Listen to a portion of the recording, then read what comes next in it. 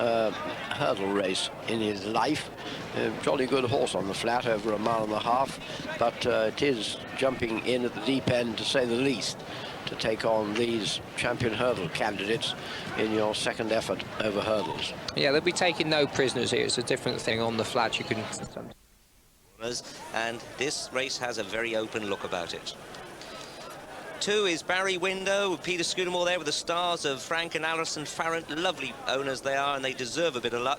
This horse was an incredible production for Martin Pipe, even by his standards, of almost 4 years when he came back to win his last race, and was fancied to do so then. I know this is David Pipe Senior, the father. This is his tip bill for the race. Yeah, was he serious? I don't know. I can't really believe that this horse, you just see he's sweating up quite a bit. They'd had 4 years off before Newton Abbott, one in good style, but the time of the race was poor. The Cellar on the same day was a quicker time. I really can't put him into my reckoning for this race. So they're way down at the start of the straight. The place is packed. That's the members' lawn. It's drizzly. There's probably no place in the stands for them to go.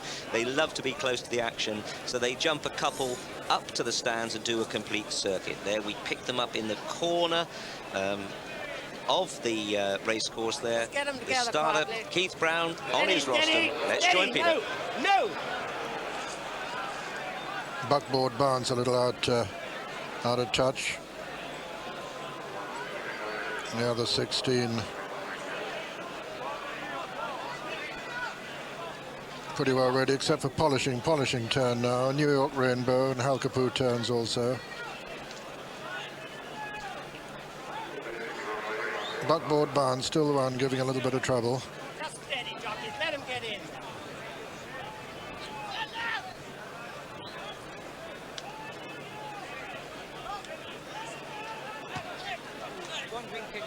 One or two of them getting a bit restive before the start of the first race at the 92 Festival. Take a turn, come in if you want to. That'll be fine with me. You probably heard Keith Brown telling him take a turn if they want to and then come in. That'll be fine by him. And now it looks as though polishing might have been kicked because Colin Hawkins has taken polishing out of the back and just trotting him up there to see if he's trotting sound. Right, Nick. He's jogging back towards the others now, as you see.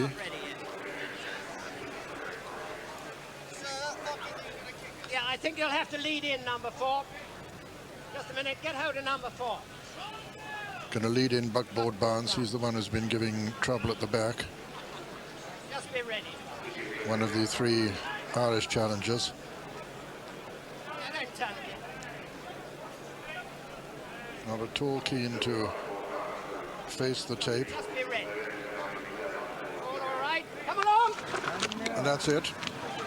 They're running, and Buckboard Barnes is left quite a way, but is running all right, and Song of Sixpence is one of the first to show, with Halkapoo right up there, and Flown also, and Steve Don also in the front rank, and also Soft Day, and it's Soft Day who's just about taking it up, but not too willingly, under restraint, as Stevedon goes to the front now. Stevedon from Soft Day, Song of Sixpence over on the far side, and Flown, and behind them come Fortune and Fame, and then Halkapoo, and behind Halkapoo is Aston again as they come down towards the first flight. Stevedon's the leader from Flown and Halkapoo, the second I should say. Stevedon lands in the lead from Flown, Soft Day over on the far side, then Halkapoo, Fortune and Fame on the near side. Then behind them come Talbot, and just in behind Talbot is Current Express with New York Rainbow. Song of Sixpence not far behind the lead, polishing one of the back markers, and the actual back marker is Miss Bobby Bennett now. As they run downhill, Stevedon, the leader from Flown, Soft Day on the inside of Halkapoo, then Fortune and Fame, then Song of Sixpence, and behind Song of Sixpence is Talbot. Coming to the third, New York Rainbow is next with Current Express upsides him, and over on the far side, Baden Star. As they jump the third, and all jump it successfully. Stevedon the leader from Flown, Halkapoo, Soft Day on the inner, Fortune and Fame going up to join them on the outer as they race towards the next. This is the fourth, and Stevedon and Declan Murphy is still leading them. From Flown, Soft Day, Fame and Fortune and Halkapoo. Beginning to swing left-handed now. Still Stevedon has made most of the running so far by 2 from Flown, Soft Day on the inner, then comes Halkapoo, Fortune and Fame. Behind them Talbot, Song of Sixpence, New York Rainbows making ground. Current Express comes next as they come to the next flight. This is the 5th of the 8 flights in all. Stevedon landed in the lead from Flown. Halkapoo going very smoothly in 3rd. Fortune and Fame 4 on the outside. Soft Day 5. Then quite a gap to New York Rainbows being chased by Current Express, and then making ground from the rear is Peter Scudamore on Barry Window as they run downhill with 3 to jump. Stevedon is still the leader from Halkapoo, Soft Day and Fame and Fortune on the outside. Flown is also right there with them. Coming down to the next, Stevedon, Flown, Halkapoo, Fortune and Fame on the outside. It's Flown the leader now from Halkapoo and Fortune and Fame. Then comes Stevedon. Racing towards the second last fight. Flown is the leader from Halkapoo and Fortune and Fame. Then comes Current Express. New York Rainbows making good ground towards the outside, but Flown is the leader. Halkapoo's under pressure, so is Fortune and Fame. Then comes Current Express and New York Rainbow, and Flown has gone clear as they race towards the last. Flown goes clear under Jamie Osborne. This is the final flight, and Flown is well clear of Halkapoo, jumps at 2nd. Fortune and Fame jumps at 3rd. Then New York Rainbow and Current Express. Flown flying as they race up towards the line from Halkapoo in 2nd. New York Rainbows finishing fast into 3rd, but as they race up towards the line, Flown wins the Trafalgar House Supreme Novices Hurdle. 2nd is Halkapoo. Fame and Fortune and Fame runs on to be 3rd, just ahead of New York Rainbow. Current Express next, and then Miss Bobby Bennett, and then Stevedon and Soft Day, and behind them came Baden Star. Behind Baden Star was Polishing, and then behind him came Buckboard, Bounce, and last, in fact, was Talbot. And so the result, as we see Flown return to the winner's circle. First, number 7, Flown, owned by Mr. Edward P. Winfield. Trained by Nicky Henderson, who last won this in 1986 with River Seriog, and ridden by Jamie Osborne. Second was number 10, Halkapoo, owned by Mr. Athos Christodoulou, trained by Mark Tompkins and ridden by Adrian Maguire. And third was number 8, Fortune and Fame, owned by Dr. Michael Smurfit, trained by Dermot Weld and written by Brendan Sheridan, with fourth, number 11, New York Rainbow, and Flown getting a 20-to-1 quote from Corals for the 1993 Champion Hurdle. It had been a fairly sedate pace early on, but when Flown went, by golly, he did. Not only is the first home-trained winner for the Brits versus the Irish in this annual battle, he's also bred at home. He's by Hopfoot, who stands at the Gaisley Stud at Newmarket. And once he went, he put the issue beyond doubt in a few strides. Halkapoo running well from Mark Tompkins' stable back. And Nicky Henderson's other horses, New York Rainbow, he ran well to be fourth. And Nicky's third horse, Current Express, who I think's got a real future, back in fifth. But here you can see little Flown going for home for Jamie Osborne. Very stylish rider, Jamie, but taking no chances.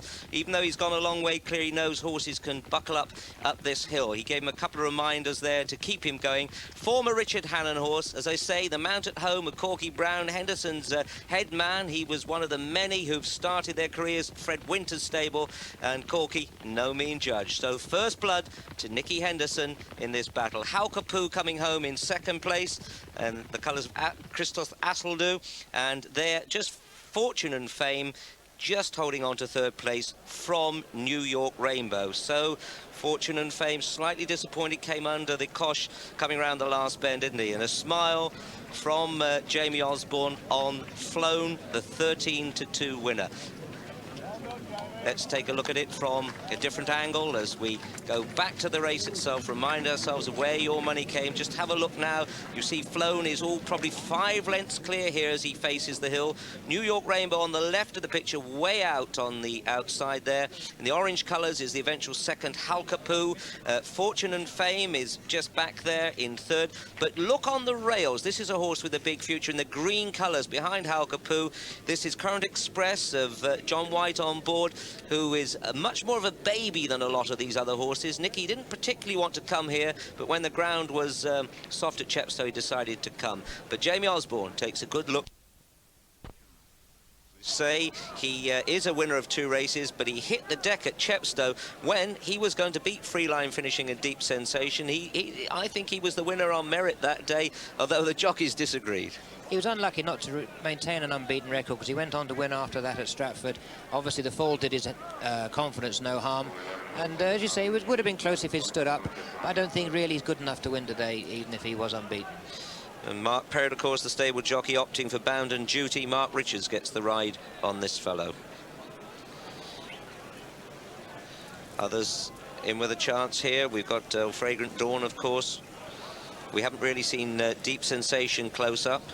And Valrodian and Michael Robinson's. That's a horse that is New Zealand bred and colours of Pat Samuel. Milling around at the start for the Waterford Castle Arkle Challenge Trophy. And here is, of course, Deep Sensation. Runs in the colours of Robin Elliott. He bought this horse when he was very ill a few years ago, and by golly, he and the horse have improved in leaps and bounds. He's won a tote trophy at Newbury and now has taken offences well. He's certainly done his heart no harm having this horse around the place. One of the most laid-back horses I've ever seen at exercise this. He honestly takes 2 men and a boy to ride him out. He walks along at 1 mile an hour. You've never seen anything so slow and unathletic-like to walk along at home, but when he gets on a race course, it's a whole different story. Rather unlucky when he fell and was brought down at Kempton. He looked like winning at Kempton. Probably his form figures would be a little bit better just for the couple of errors, but one of which wasn't his fault. Yeah, he's a 3-to-1 favourite. He was bought at Doncaster Sales from Camas Park stud, which 23,000 guineas in '86. Camas Park, of course, is Timmy Hyde's establishment. So, the top of the market, 3-to-1 Deep Sensation. Only a point behind him, Young Pokey and Tin Ryland drifting half a point there. I know Tin Ryland wants cracking ground, but he's in excellent form. He's a fresh horse. The Waterford Castle Arkle Challenge Trophy, Peter O'Sullivan. Yes, the Waterford Castle, the first sponsors of the Arkle, and that's it, and they're away in it. It's Space Fair, the early leader in the centre, bandaged and easy to distinguish. They come to the first, Young Pokey right up there with them. Flashy Buck jumped at last, they're all safely over it. Space Fair, Young Pokey, Bound and Duty over on the far side, Fragrant Dawn towards the near side. Those 4 being followed by Shamana. Young Pokey disputes it now with Space Fair and Fragrant Dawn. Fragrant Dawn towards the left of the picture, just taking it up now from Space Fair and Young Pokey and Bound and Duty and Shamana. Then comes Mass Appeal, Deep Sensation and Valrodian. Behind them, Tin Ryland and Alkinol Rex and Flashy Buck, as Fragrant Dawn lands over the third in the lead, and they're going a right good gallop. Flashy Buck was a little bit deliberate and slow at that one.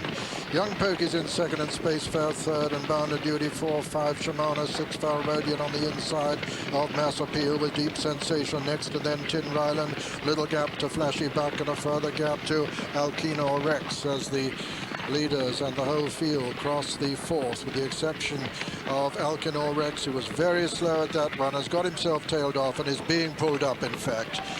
So as they run down the 10 left in this Waterford Castle Arkle, they're being led at the 5th by Fragrant Dawn, Young Pokey on the outside, Space Fair. Then on the inner, Bound and Duty with Shamana close, and then Valrodian. Deep Sensation making ground towards the outer as they come towards the water. Fragrant Dawn lands in the lead from Young Pokey. Space Fair on the outside, Bound and Duty on the inner, Shamana. Then comes Valrodian. Then on the outside, making a little bit of ground, is Deep Sensation as they jump the first of the ditches. Massapeel made a mistake there, and Flashy Bucker's gone. Flashy Bucker faller at that one. The horse all right. His rider beginning to sit up now over the 8th. Young Pokey moved up on the outside of Fragrant Dawn there. Space King on the outside of Shamana. Space Fair, I should say. Then on the inside is Abandon Duty as they race towards the final ditch 4 from home. Fragrant Dawn, the leader from Young Pokey, little between those two. Space Fair, then comes Shamana, who's making quite good ground. Deep Sensation still going well towards the outside, but as they begin the run downhill, 3 left to jump, it's still Fragrant Dawn, the leader. Fragrant Dawn from Young Pokey. Under pressure towards the left of the picture. Deep Sensation getting a reminder. Bound and Duty is not far off the lead towards the right of the picture. Space Fair is still there too, coming down towards the next now. 3 from home. Fragrant Dawn lands in the lead from Young Pokey. Space Fair, Deep Sensation on the outside. Shamana's got a chance though as they come down towards the second last. Fragrant Dawn now, Young Pokey. On the inside, Shamana. Space Fair. Shamana a faller at that one. Rounding the home turn now in the Waterford Castle Arkle. And they've got 1 fence left to jump now.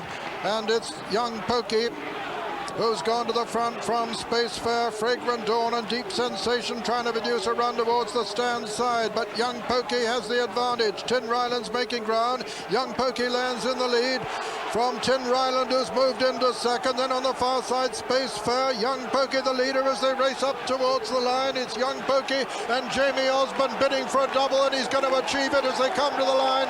Young Pokey has won the Waterford Castle Arkle. Second, Tin Ryland, and third, Space Fair, and 4 was Deep Sensation. 5 and 6, Fragrant Dawn and Bound and Duty, and behind them Massapeel and Valrodian. They're the only finishers, and so the result of the 1992 Waterford Castle Arkle Challenge Trophy is first, number 9, Young Pokey, owned by Mr. M.L. Oberstein, trained by Oliver Sherwood, and ridden by Jamie Osborne, a double for him. Second, number 7, Tin Ryland, owned by Mr. Michael Buckley, trained by Nicky Henderson and ridden by Peter Scudamore. And third, number 6, Space Fair, owned by Osborne House Limited, trained by Richard Lee and ridden by Adrian Maguire. Fourth was number 3, Deep Sensation. Yes, there with the first faller, Flashy Buck and Tom Taff back on their feet, happily and cantering back home. So let's go back to the race itself, and coming down here, the point where Shamana exited, and Shamana just tucked in behind Young Pokey there. You see a little white face just about to jump. The orange sleeves got very low, just couldn't keep her legs. But watch how Dunwoody's on his feet. He's rolling and running very quickly. He's got self-preservation there tugging at his nerves. But as they come off the last bend, Jamie Osborne low to the saddle, pushing Young Pokey in Maurice Oberstein's colours, as Richard Lee's animal here, Space Fair, ridden by Adrian Maguire, is the challenger. But there's a whole pack waiting to come from behind. Fragrant Dawn starting to eat the brighter yellow. Deep Sensation just coming into third place. Tin Ryland on the wide outside, and Bound and Duty the only other one in the picture. Well, Young Pokey gets quite close to that, whereas Space Fair really leaps it, but he's got enough of a lead here to hang on. You can see that Young Pokey coming slightly to the end of his tether, but he led them a merry dance off that last bend. Space Fair running the race of his life there, and Tin Ryland running on strongly up the hill with Deep Sensation back in 4. But what an opener for young Osborne. 2 races, 2 on the plate. Jonathan... So Jamie Osborne coming back on Young Pokey, who was bred by Philip Cockcroft, who used to stand his sire, Uncle Pokey, at Goosemoor Stud in Yorkshire. Let's go and join Jonathan Powell. Well, Nick Henderson, sometimes this game must seem very easy. 2 races at Cheltenham, 2 winners. How are you feeling? No, well, we got beaten there. We were second in that.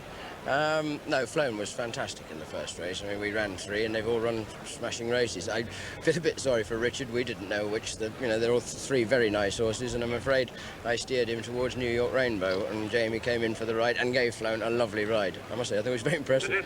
How long had you had Flown? Well, he came to me in November. Richard Hannon suggested he had a spell with us for the winter, and which was very good of him, so I'm going to owe him a very large drink wherever he is. And one thing and another, we had a fair break with him and just got him going, and he'd only had the one run, which slightly worried me. I must admit, I did spend a bit of time trying to persuade Mr. Winfield to go elsewhere. I didn't think he was quite ready for the hurly-burly of Cheltenham, but luckily he talked me into it. Will you hang on to him, or does our Hannon want him back again? Well, that's between our Hannon and Mr. Winfield. I mean, he was very impressive, and I mean, one would have to say I think this horse has got a pretty good future at this game, but that's up to them.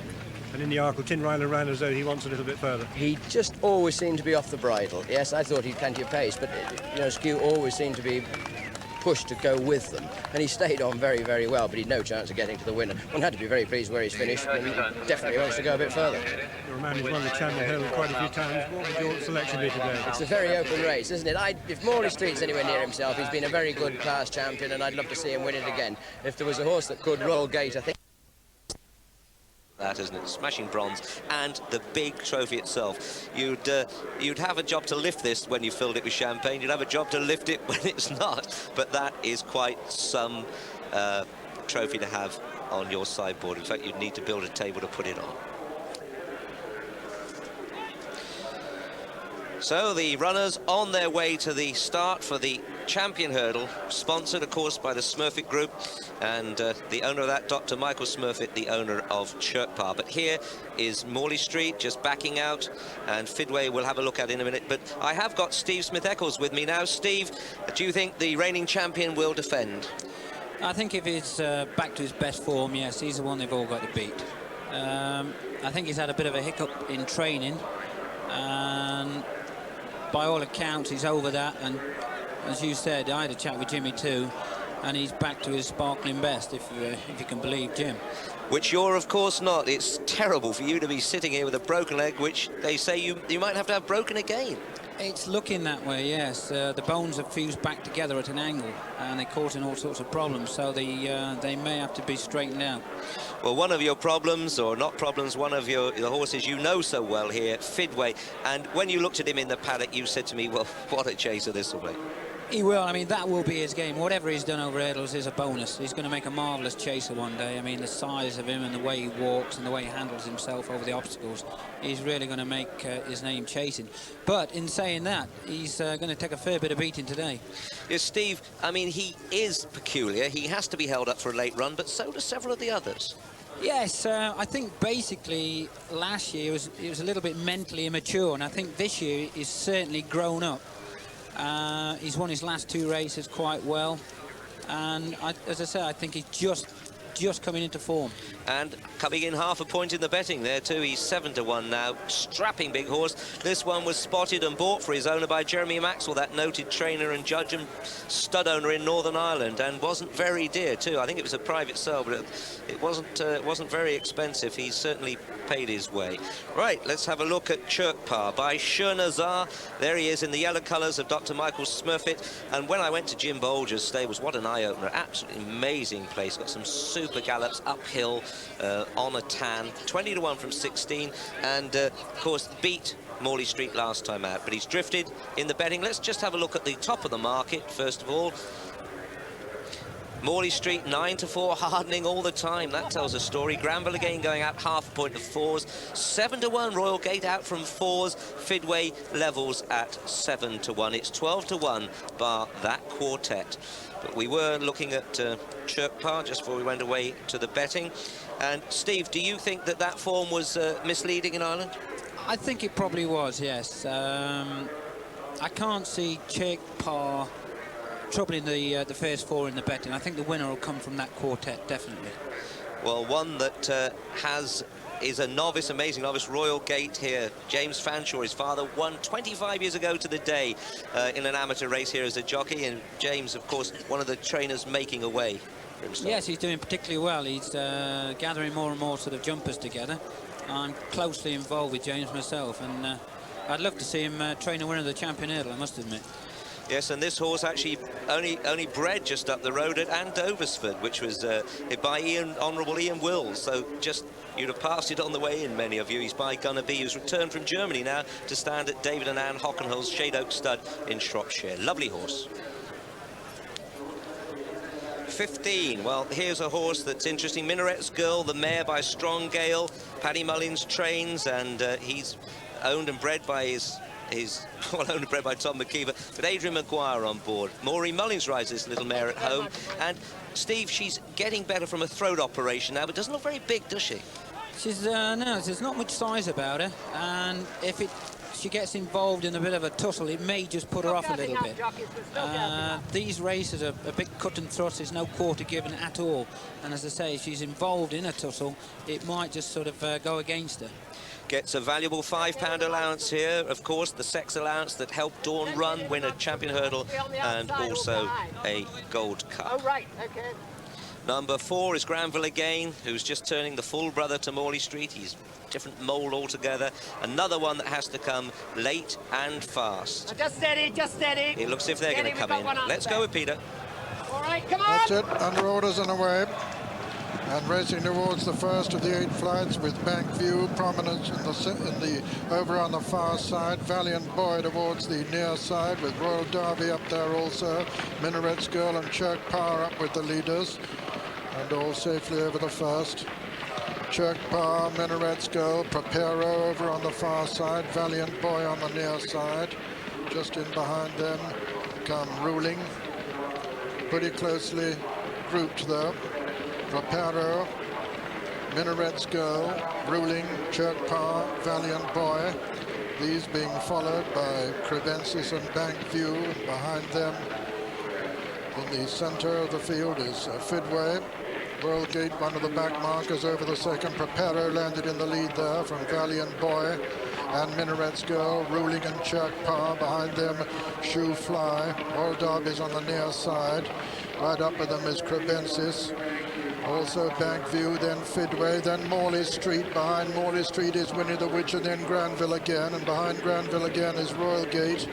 And then Mardude and Oh So Risky as they swing left-handed. Valiant Boy, the leader now, as they begin to run downhill from Papiro on the inside.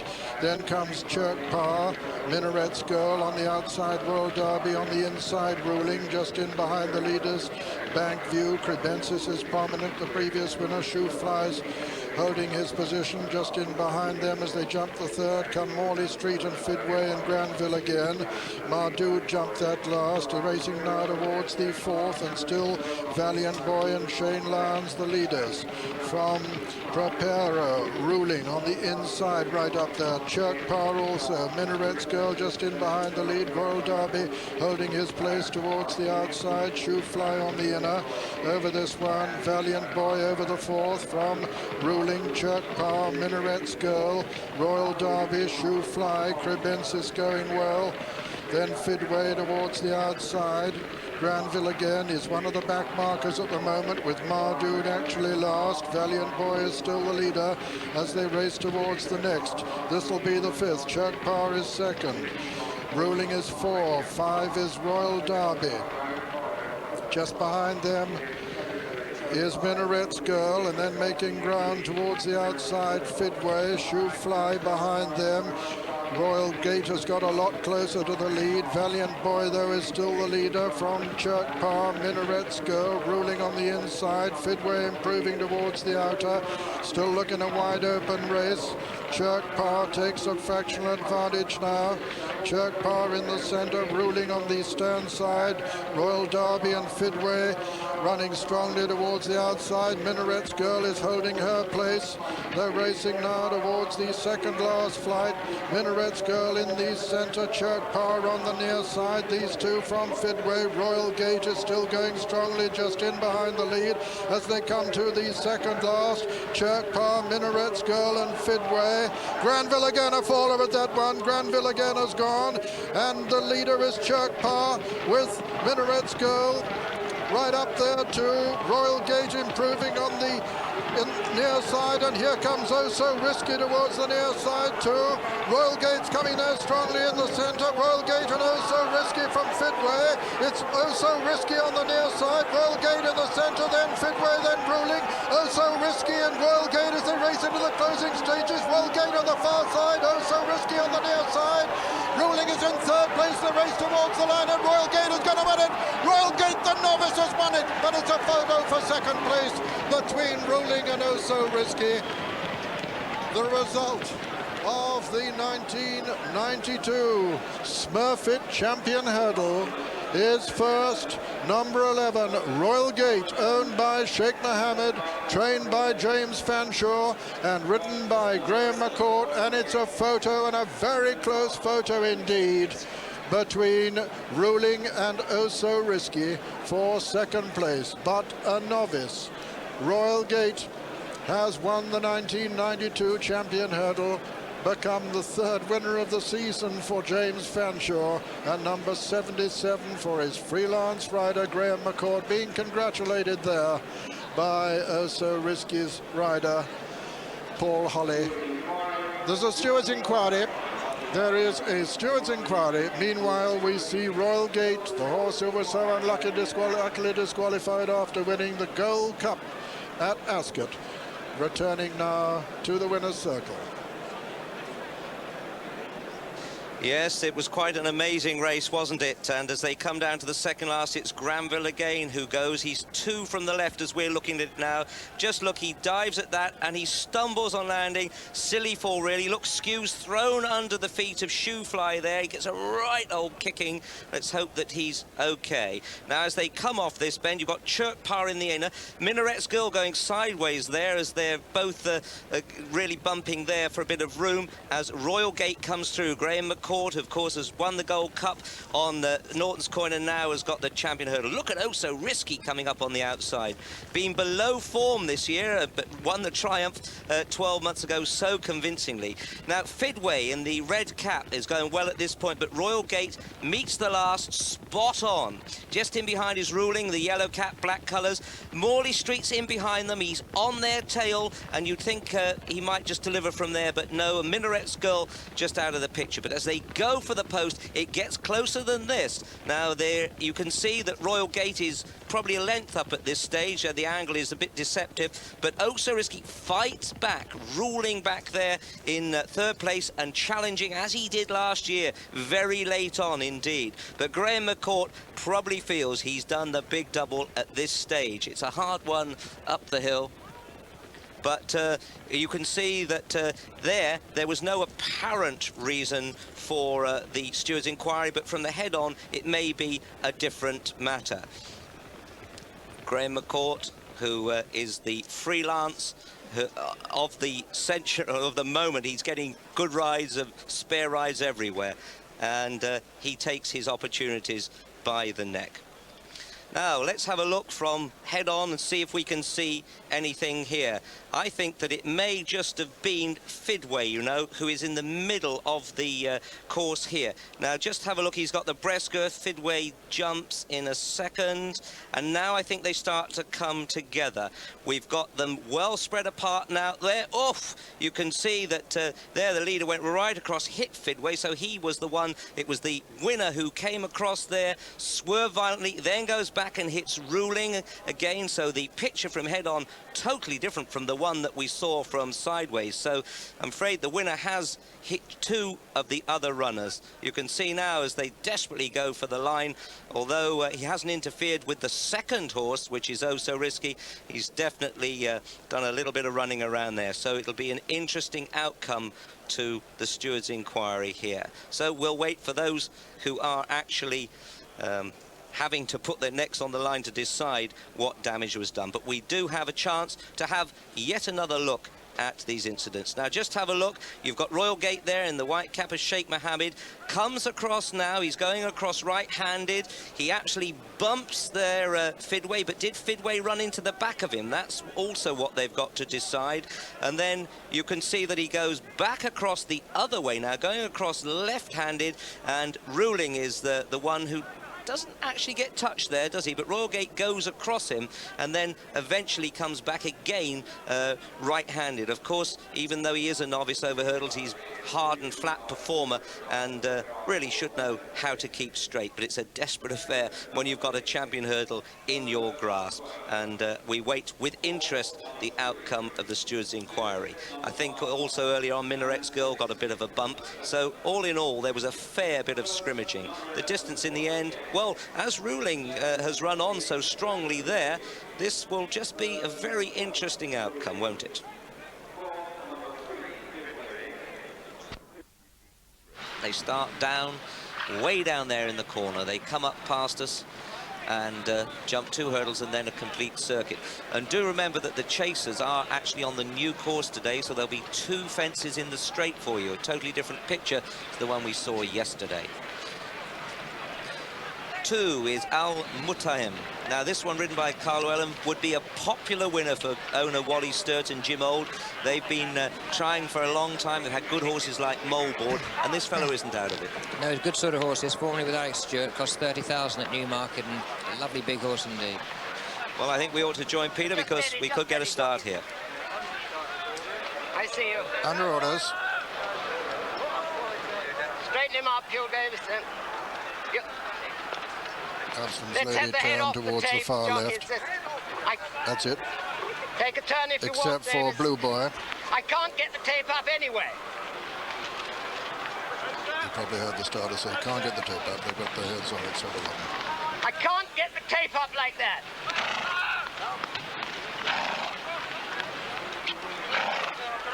Now come on, jockeys, get those heads back. I told you to get them back off the tape. 5-1 Staunch Friend, 10-1 Novello Allegro and Qualidale Sound, 11 Crowded House, 12 Bar the 4, Keith Brown, poised but still concerned about the tape rising. Come on, get him in. That's Bebop to join the others. Come on. That's it, that away. And racing towards the first of the 8 flights. Ballat well up there, Hashar well up there also, and Dancing Paddy right up with the lead too as they jump the first.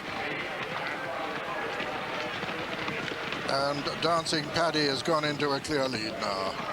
Dancing Paddy from Farley's Story, then towards the near side is Hashar just in behind the lead. Green's Van Goren over on the far side. Duhara's quite up there with the early pace too, but it's Dancing Paddy from Farley's Story. The Blue Boy has now moved into third. Hashar comes next, then over on the far side Salwan with Novello Allegro as they come to the next. Dancing Paddy, Farley's Story, Blue Boy. On the near side, Duhara. On the far side, Salwan. Between horses, Hashar. Just behind them, Ballat. And on the near side, then, Qualidale Sound. Novello Allegro and Duke of Monmouth not far off the pace. Looking back to the rear division, I see Radar Knight, Roman Forum, and also currently in rear is Master Food Broker. But a furious gallop it is, with Dancing Paddy making it from Farley's Story. Then comes Hashar, the Blue Boy on the outside. Salwan on the inner. Duhara's right up there with them too. Ballat comes next as they jump the third. And all safely over that third, and still Dancing Paddy the leader from Farley's Story. Duhara. Then Hashar, then Salwan on the inside. Duke of Monmouth over the far side, making good progress. They jump the fourth then and coming to the next. Number 5, and Dancing Paddy the leader from Farley's Story towards the outside. Duhara is in third. Slight mistake there by Salwan. Hashar holding his place on the inner. Duke of Monmouth getting closer all the time. Crowded House is not far behind the lead too.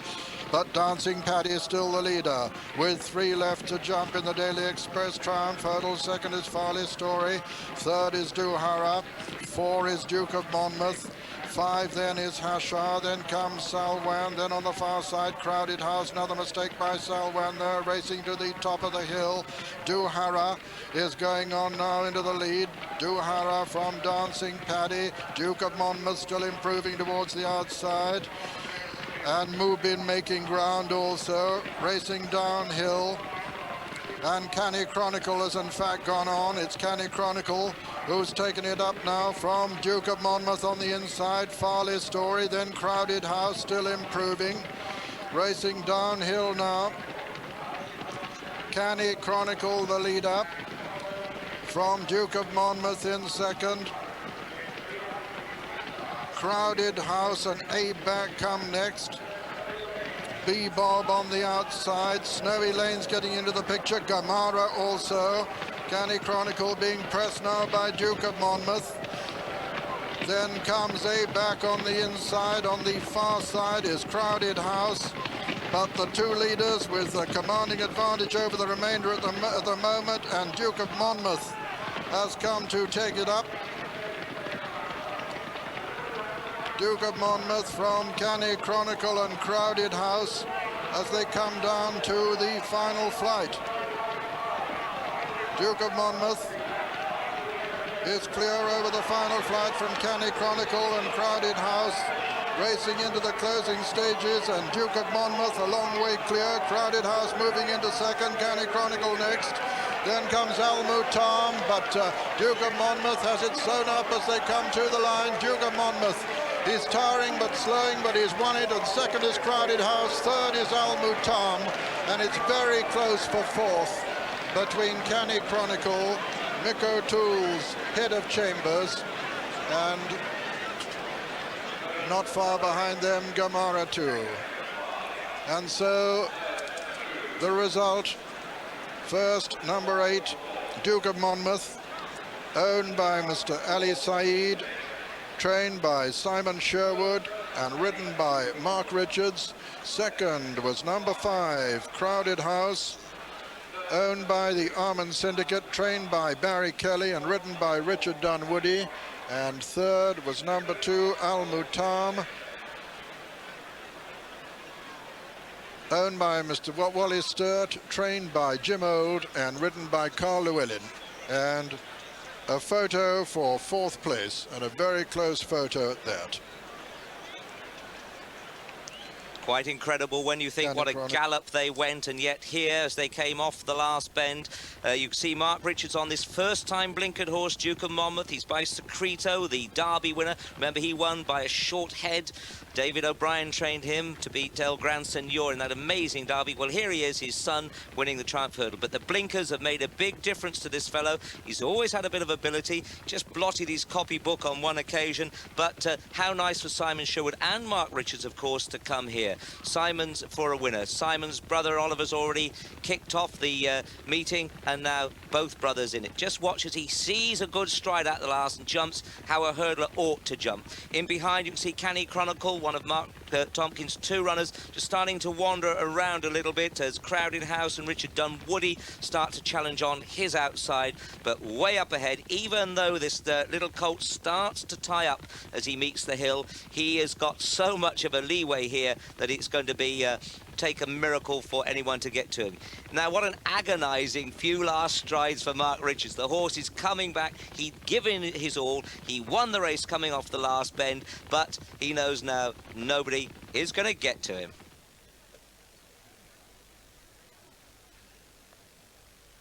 And the winner, Duke of Monmouth, at 33-1.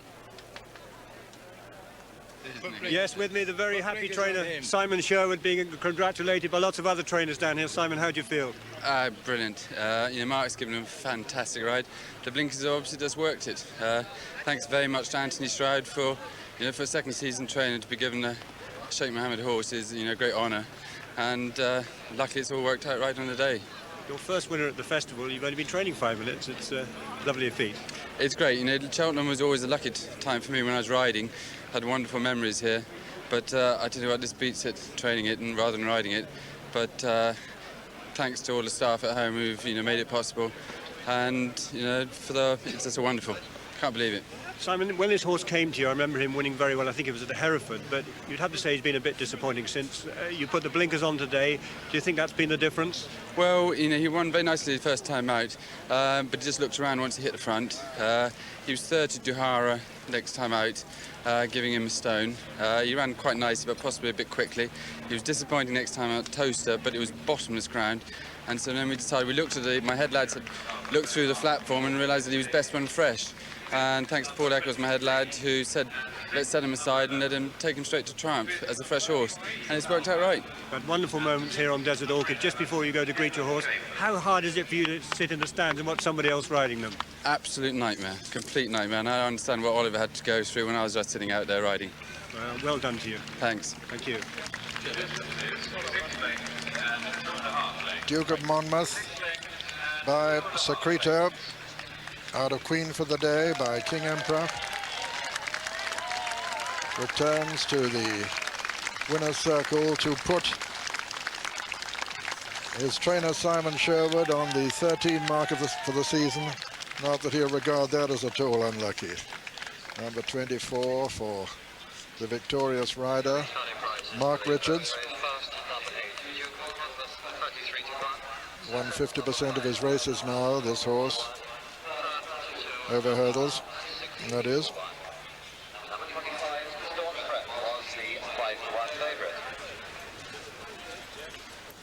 And after yet another surprise result to the Daily Express Triumph, the full starting price is as follows. First, number 8, Duke of Monmouth, 33 to 1. Second, number 5, Crowded House, 12 to 1.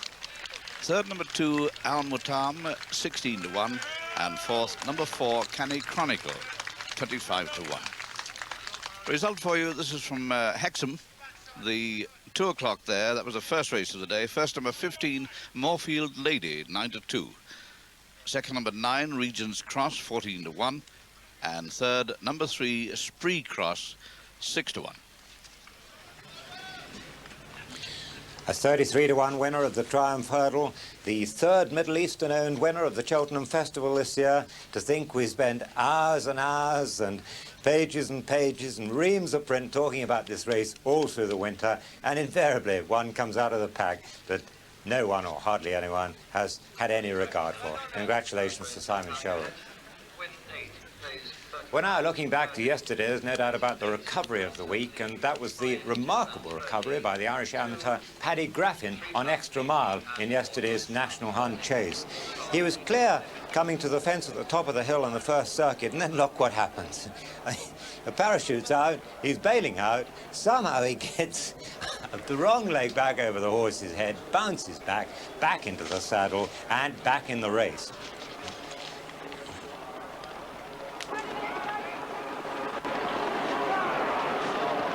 Keep Talking comes to the second last in the National Hunt Chase. Keep Talking, pressed by High Peak. Another mistake by Deep Bramble, and this time the jockey hasn't survived it. And High Peak, in the colours of J.P. McManus, has come to challenge Keep Talking, but Keep Talking shaken up. It's going on again. Keep Talking, the leader, by a couple of lengths between the last two fences. High Peak staying with him. These two have gone well clear now of Farmley Boy, coming to the 24th and final fence, and Keep Talking jumps it clear for Marcus Armitage. He won on Tug of Gold yesterday. Keep Talking drifting over to the stand side, but he's running on well against High Peak. They're well clear of Belmont Captain running on in third, but Keep Talking is going to win it. 50 yards to run. Keep Talking is the winner. High Peak is second. Belmont Captain runs on very well to be third. Extra Mile is fourth. Well, congratulations to Marcus Armitage, his second success of the week. He indicated the possibility when we spoke to him here yesterday. And what a popular win for 97-year-old Mr. Jim Joel, who listened to the horse race on audio in hospital yesterday. I gather he's back home at Childwick Bury, and we hope you are making a quick recovery from your illness. Well, now, the Gold Cup isn't the only big event which is exercising the odds makers at present. There's another big race in the offing, and that, of course, is the general election. And Jonathan Powell's been talking to that expert odds maker, Ron Pollard. Ron, you're a man who's spent as much time at Westminster as you have on the racecourses of the country. What is the mood there about the outcome of the general election? Well, the Tories are favourites. It's going to be very, very tight. But the Tories are favourites. They're 7 to 4 on. Labour are 5 to 4 against, shortening up. And the Liberal Democrats are 500 to 1. But there's a big but. That a hung parliament, no overall majority, is only an even money chance. Over the last few months, we've had no end of polls in almost every paper every day. Most of them have indicated that it is very much neck and neck. How much will the outsiders have to, how many seats will the outsiders have to win to make it a hung parliament? Well, if the Tories lose 51 seats, we're in a hung parliament situation. I did my work yesterday whilst you were here enjoying yourselves, but I made it that the Tories will lose 67 seats, and that, for me, makes a hung parliament very much on. What is the longest price that a hung parliament has been? 2 to 1 against. It's been backed at 2 to 1. It's now even money. I'm not a betting man who's... Both of your horses and to you. Thank you, Jonathan, very much. Thank you. There are several coincidences about Kim's horses. You know, King's Fountain here, bred in Scotland, as was Docklands Express. But Liz Johnson, who bred King's Fountain, has travelled down from Duns in Berwickshire today to see him run. And she bred him by the stallion Royal Fountain. He used to stand near Newcastle, but is in Ireland since '87. Well, so was Docklands Express. He was bred by Alan McTaggart at Bonchester Bridge near Hoyok. So quite amazing. And both were sold at the Doncaster sales, but for very different prices. Kim paid £4,000 for Docklands and 21,000 for King's Fountain. He's 8-1 from 15-2. He's a big horse, Bill, and although he just had a bit of a sore throat and a virus halfway through the season, he came back last time. Yes, if you discount the Wetherby run on Boxing Day, this horse has done nothing wrong, and he didn't do much wrong at Wetherby. He was just slightly off song. He's very quiet when he's being saddled up, and it's easy to say afterwards, I wish we hadn't run, but, you know, sometimes they're quiet and they win. That day he wasn't quite right, but he came back at Wincanton in grand style, and I think he's a smashing sort of horse. And though he's 9, he still is on the upgrade. And I'm sure, as Kim says, whatever happens today, we'll see more of this horse in the future. Kim's done tremendously well, you know, and I think the dry ground has helped him. All his good horses have gone on top of the ground over the last 3 seasons. Obviously, he's knew the way the weather was going and looked for this type of horse.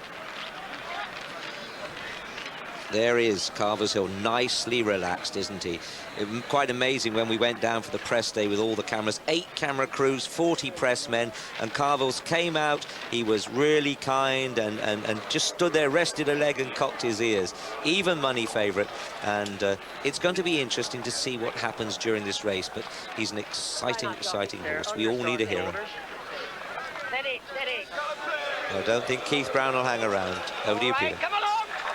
And that away.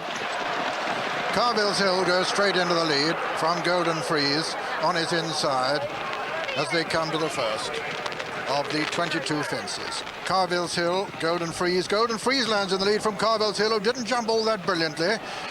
Golden Freeze from Carville's Hill, King's Fountain, Docklands Express on the far side, then Toby Tobias. The back marker at the moment is the fella. Golden Freeze landed in the lead there from Carville's Hill, a giant leap from him in second. Then King's Fountain and Docklands Express, then Toby Tobias and Norton's Coin, Cool Ground, and finally the fellow. And now Carville's Hill going on. Carville's Hill goes up on the outside of Golden Freeze, who's clearly trying to bustle him as they go down towards the third. Golden Freeze on the inside of Carville's Hill, a long gap then to King's Fountain, Toby Tobias and Docklands Express as they come to the third. And Golden Freeze jumped in the lead from Carville's Hill. Coming down to the water now. Golden Freeze, the leader from Carville's Hill at the water. Golden Freeze lands in the lead. Carville's Hill jumps it second. King's Fountain third. Then Toby Tobias and Norton's Coin and Docklands Express and Cool Ground and the fellow, the first of 4 ditches. Golden Freeze lands in the lead from Carville's Hill. Then King's Fountain, Docklands Express, Toby Tobias on the far side, Cool Ground, and then the fellow over the 6th.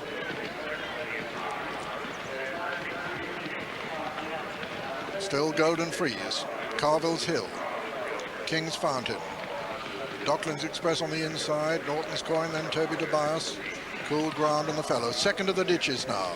A giant leap on the inside by Carville's Hill, with Golden Freeze on his outer, still keeping his tabs on him as they come to the next. Golden Freeze, a beautiful jump on the outside of Carville's Hill. The others very closely grouped as they begin to swing left-handed now and run downhill on the first circuit in this Gold Cup. Number 9, they're coming to Carville's Hill on the inside of Golden Freeze at this one. Golden Freeze. Oh, Carville's Hill, a mistake there. Carville's Hill, a definite mistake at that one. Golden Freeze, the leader, by a couple now from Carville's Hill as they run to another downhill fence. And quite a critical one, the 10th. Golden Freeze, the leader from Carville's Hill.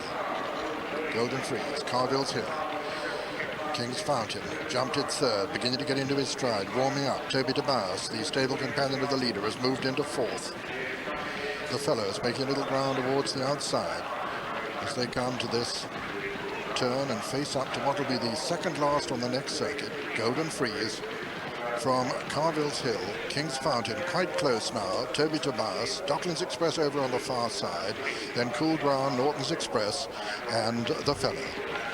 Over the 11th, Golden Freeze from Carville's Hill. And the field getting very closely grouped now as they come to number 12. Golden Freeze from Carville's Hill. Not too clever, that one, Carville's Hill at all. Really hit that one. A lesser rider than Peter Scudamore would have been really disturbed by that, but Peter seems quite unshakable as he goes on to take the lead again on Carville's Hill. Carville's Hill going on from Golden Freeze. Toby DeBars is third and King Fountain 4 on the outside, and then all in close attendance are the Fellow, Norton's Coin, Cool Ground and Docklands Express. Carville's Hill at the 13th from Golden Freeze. Now the water. Carville's Hill on the inside of King's Fountain, who goes up to dispute it with him.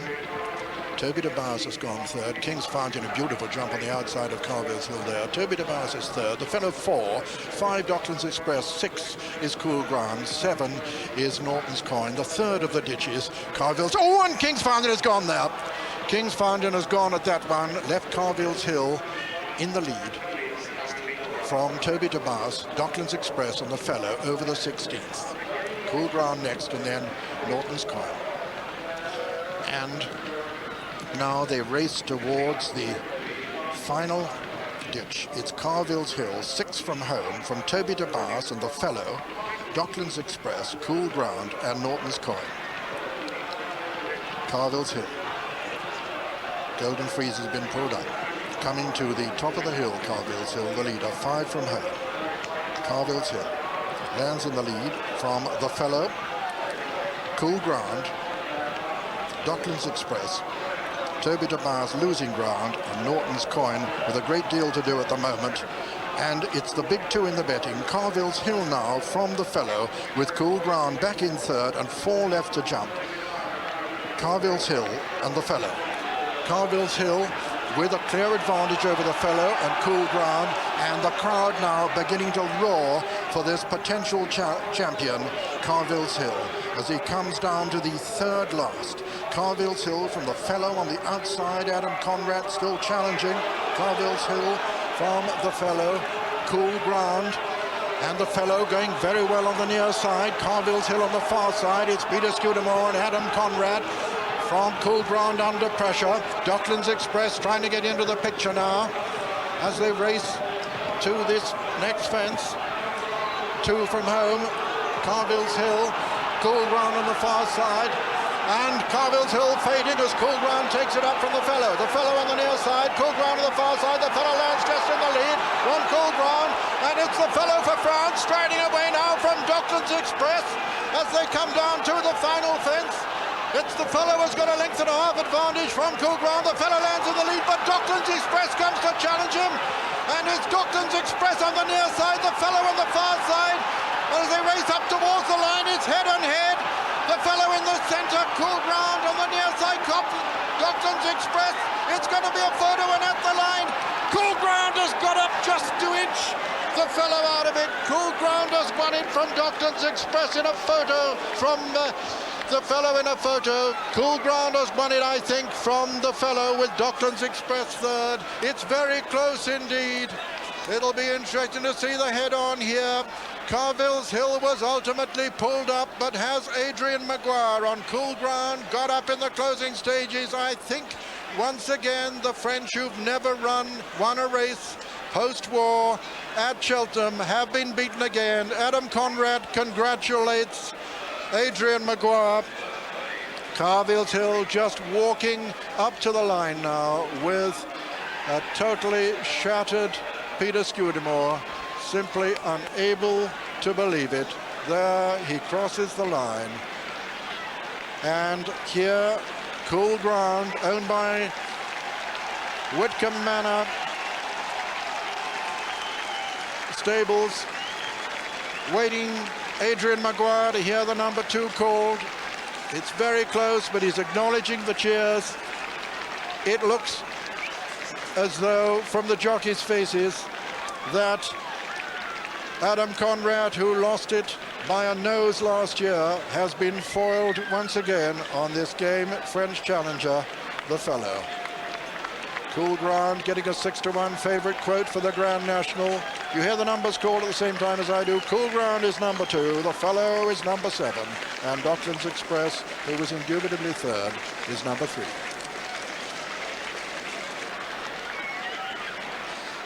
As they come off the final bend, you can see that Carver's Hill is already being niggled here by Skew, and the one looking to be going best is the fellow by a long, long way in the red colours there. Cool Ground is already being hard driven there by young Adrian Maguire, and Docklands Express on the left of the picture looms up with a very big chance indeed.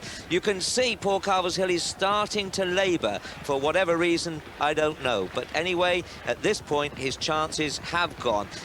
Really fly that, and the fellow jumps it slightly the better of that quartet, and you would think that the fate of the rest had been sealed here, as he's just got one to go. He's just tail swishes as he gets a reminder, but Docklands Express is finishing equally as fast as Cool Ground. All three jumped that well, but as they run away from it, Docklands Express was actually fastest away from the fence. Poor old Carver's Hill, really tiring. Something amiss there with him, maybe his sacroiliac nerve that was so wrong early on. But at this stage, the fellow looks to go over and lean on Cool Ground over on that rail. Be interesting to see the head on there as Docklands Express runs wide and straight up the middle. It's a desperate affair, isn't it? There's no doubt in Adrian Maguire's mind that he has got there, and I think that our pictures show, well, that just that it was, I think, you'll see ahead to Cool Ground. And remember, Kildimo was just behind this fellow. What a Grand National one he'll be. There is the line.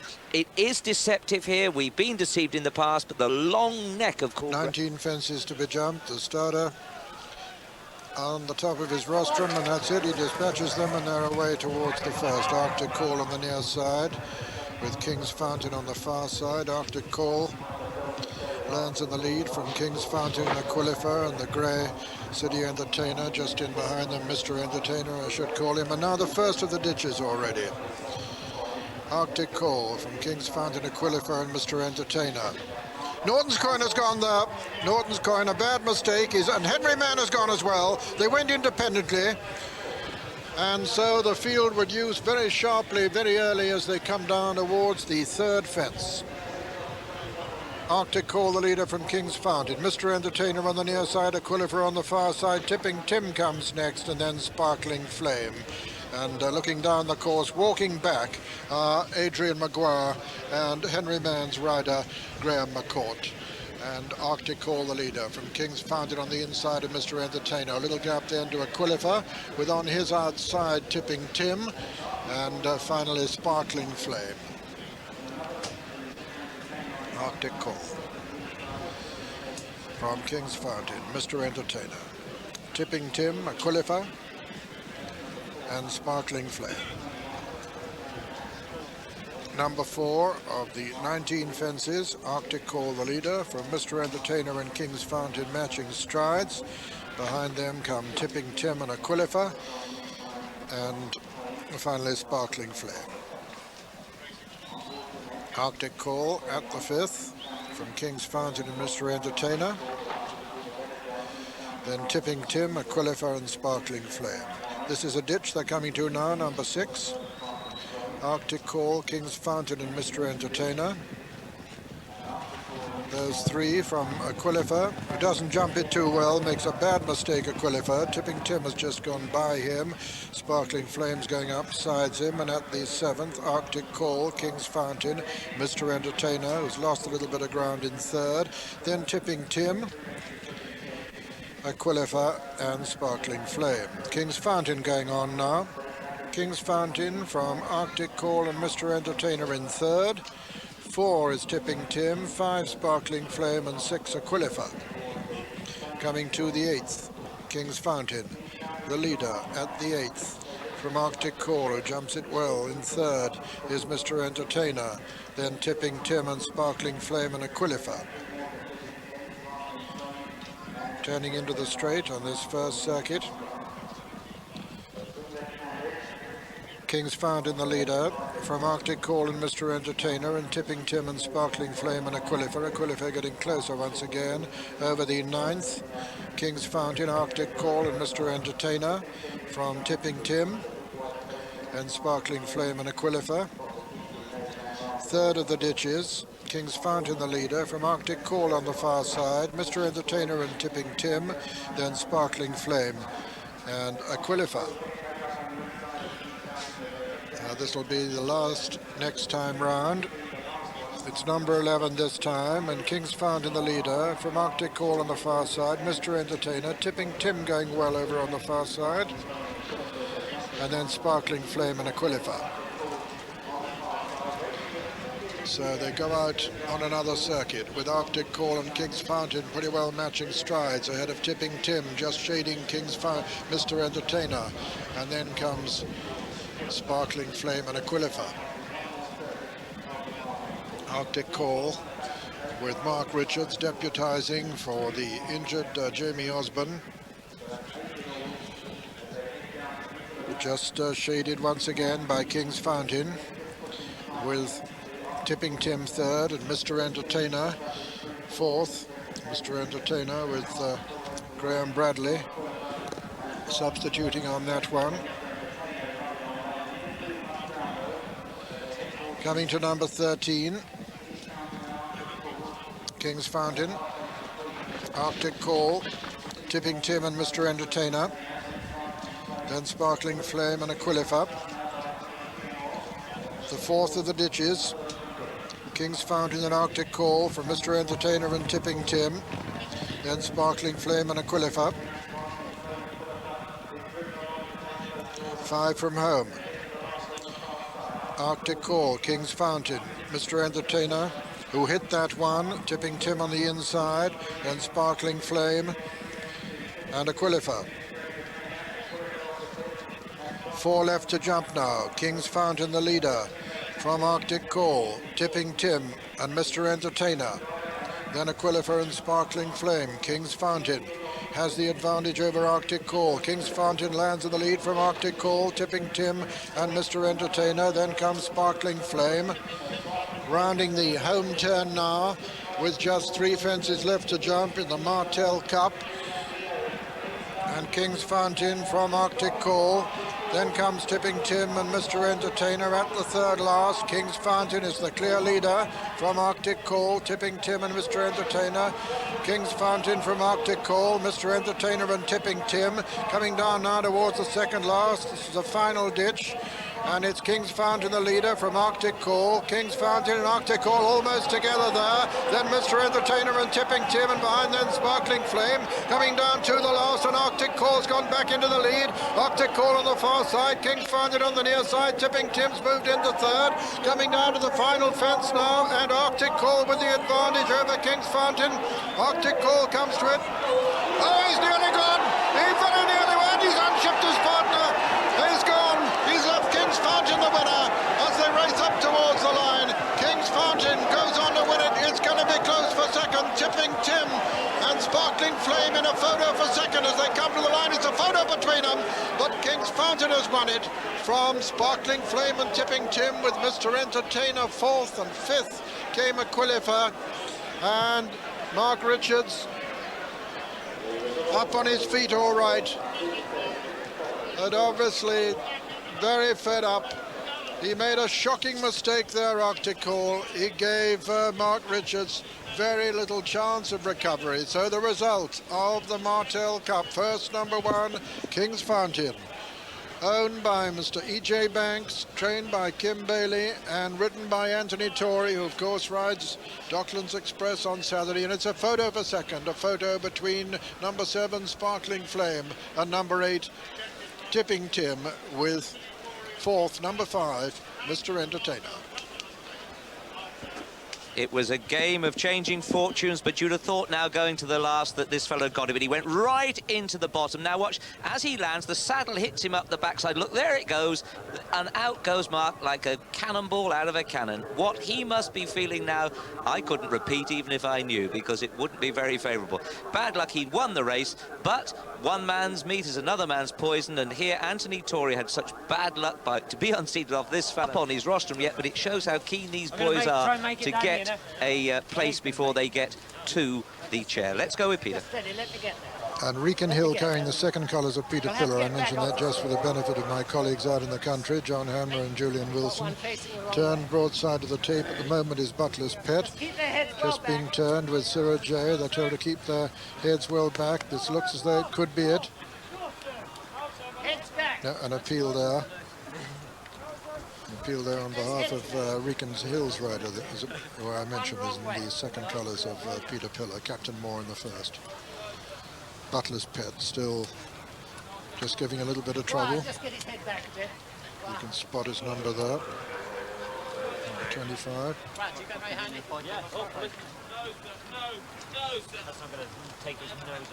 Several more appeals. This looks like it. Yes, they're away. And racing towards the first of the 18 fences. And as they do so, solid as a rock is right up there towards the near side with the Antarctic. Sirrah J in the centre of the course. And Red Columbia right up with them too. And Mr. Tom Burr as well. And as they land over that one, see a faller there in rear. Willison has gone there. Willison is a faller at the first, coming down towards the second. The Antarctics and solid as a rock and Sirrah J. And just in behind them, Bishop's Hall. Folk Dance made a bad mistake, but they're all safely over the second and racing now towards the chair with the grey over on the far side. The Antarctics with the white-faced solid as a rock. Then Golden Freeze over on the far side. Leighton Talent and Sirrah J towards the near side. Solid as a rock has gone there. He's brought down Golden Freeze. He's brought down El Fast. They're racing now towards the water. The Antarctics is the leader. From on the near side, Sirrah J, and then Leighton Talent, then last year's winner, J.J. Henry, and behind them, Mr. Byrne. Behind them come Bishop's Hall. Then on the outside is Red Columbia. On the inside then is Ronan's Birthday. Racing out into the country now with the Antarctics the leader. Sirrah J has gone up into second. The Leighton Talent is third. And Ainsley Fox was also a faller at the chair. Last year's winner has moved into fourth now, J.J. Henry, but it's the Antarctic, Sirrah J, Leighton Talent and J.J. Henry as they cross the Melling Road and join John Hanmer. The Antarctics on the inside from Sirrah J, then J.J. Henry. Tom Burr towards the centre of the fence is well up with the leaders. Leighton Talents right in behind them as they come to the fifth. The Antarctics on the inside took it just in the lead from Sirrah J, J.J. Henry, then Tom Burr, Leighton Talent. They're all over that safely. 8 Springs is close up as they come to fence number 6. The Antarctics and Sirrah J, and Leighton Talent has gone there. Made a bad mistake, gave his rider no chance. Butler's Pet's tailed off as they come to the second open ditch. The Antarctic, Sirrah J, J.J. Henry, Tom Burr on the outside, then Skin Hill, and they're followed by 8 Springs, then Ronan's Birthday, Wrekin Hill, another schedule who's made ground. Captain Moore, Interim Lib, Shanna Gary and Red Columbia as they jump the next and over to Julian Wilson. Tom Burr just the leader over that one. Last year's winner J.J. Henry. Anthea Thurl there in the centre. On the stand side or on the road side is the grade. The Antarctics, last year's runner-up, as they jump the one before Beaches. And J.J. Henry rose first from the Antarctics and Tom Burr. Sirrah J's just lost a little bit of ground. And creeping up on the inside is Peter Scudamore on 8 Springs as they race down to Beaches. Coming to Beaches, it's Anthea Thurl on J.J. Henry, rises with the Antarctics. Last year's first and second, and J.J. Henry's down, and Tom Burr is down. Those are the 2 fallers at Beaches as they race down to the 11th fence. And Folk Dance is also a faller at Beaches as the Antarctics jumps the 11th, clear from 8 Springs in second. Moving up on the outside is another schedule on the outside of Sirrah J. Right on the inside there is Interim Lib as they run down towards the canal turn with the Antarctics the leader. Another schedule on the outside of Sirrah J. Interim Lib goes the shortest way. 8 Springs right there. Ronan's Birthday's there on the inside. But it's the Antarctics who leads from Interim Lib and 8 Springs. Then another schedule on the outside of Sirrah J. Then Ronan's Birthday and Captain Moore and Wrekin Hill behind that and Strong Gold. Then Blue Dart, and behind Blue Dart is Skin Hill as we rejoin John Hammer. And Shanna Gary went at the one before. 5 from home. The Antarctics led over it from Interim Lib, 8 Springs, another schedule. Then Captain Moore, Sirrah J, Wrekin Hill, Ronan's Birthday. Then Strong Gold as they come to the last ditch, 4 out. And the Antarctics from 8 Springs, Interim Lib, then another schedule They're followed by Captain Moore, Wrekin Hill, then Sarah J, Strong Girl, Ronan's Birthday, and Skin Hill and Blue Dart, and Arctic Teal as they jump the third last. The Antarctics from Interim Lib and 8 Springs. Then another schedule, Captain Moore, Wrekin Hill, Strong Girl, Sarah J, Ronan's Birthday, Skin Hill, Blue Dart, Arctic Teal, Bishop's Hall, then Red Columbia, and finally is Technics as they go across the Medding Road with 2 to jump. It's the Antarctics in the lead from Captain Moore and Interim Lib, and over to Peter O'Sullivan. They've got 6 furlongs to run and 2 fences left to jump in the John Hughes Memorial, and it's the Grey Antarctics in the lead from Captain Moore in second. Then comes Interim Lib, just in behind them 8 Springs. Making a little bit of ground from the rear is Wrekin Hill. They come down towards the second last fence now. The Antarctics, the leader. The Antarctics from Captain Moore.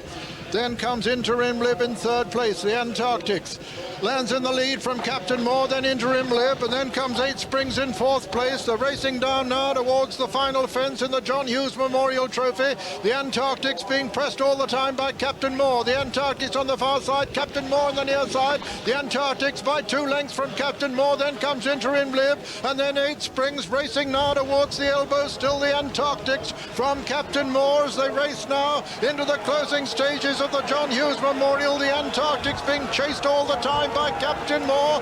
The Antarctics from Captain Moore as they race towards the line. The Antarctics looks as though he's going to hold them all as they race to the line.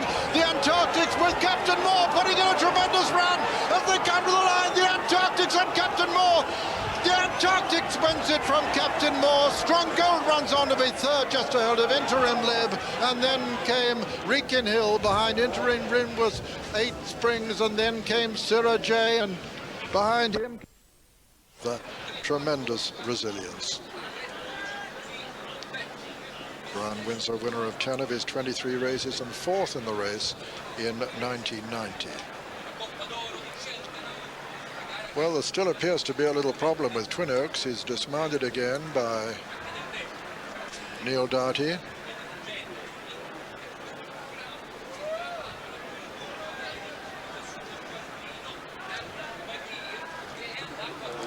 Gordon Richards there on his left.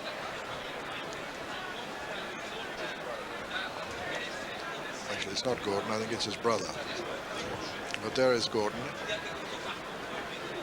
And there's Party Politics in unfamiliar colours because he's just been bought by, on behalf of Mrs. Patricia Thompson.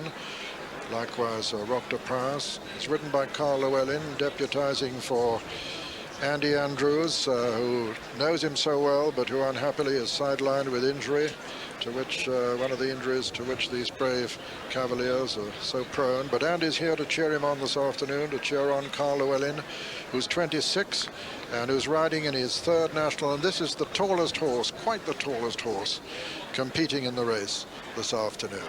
That's Omerta towards his left, being followed by Why So Hasty.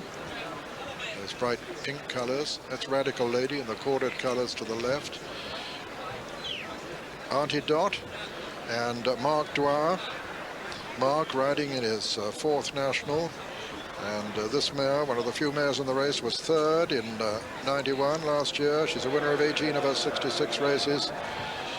And she was bred by her trainer, who rode successfully on her granddam. It'd be a wonderful family triumph if Auntie Dot could succeed.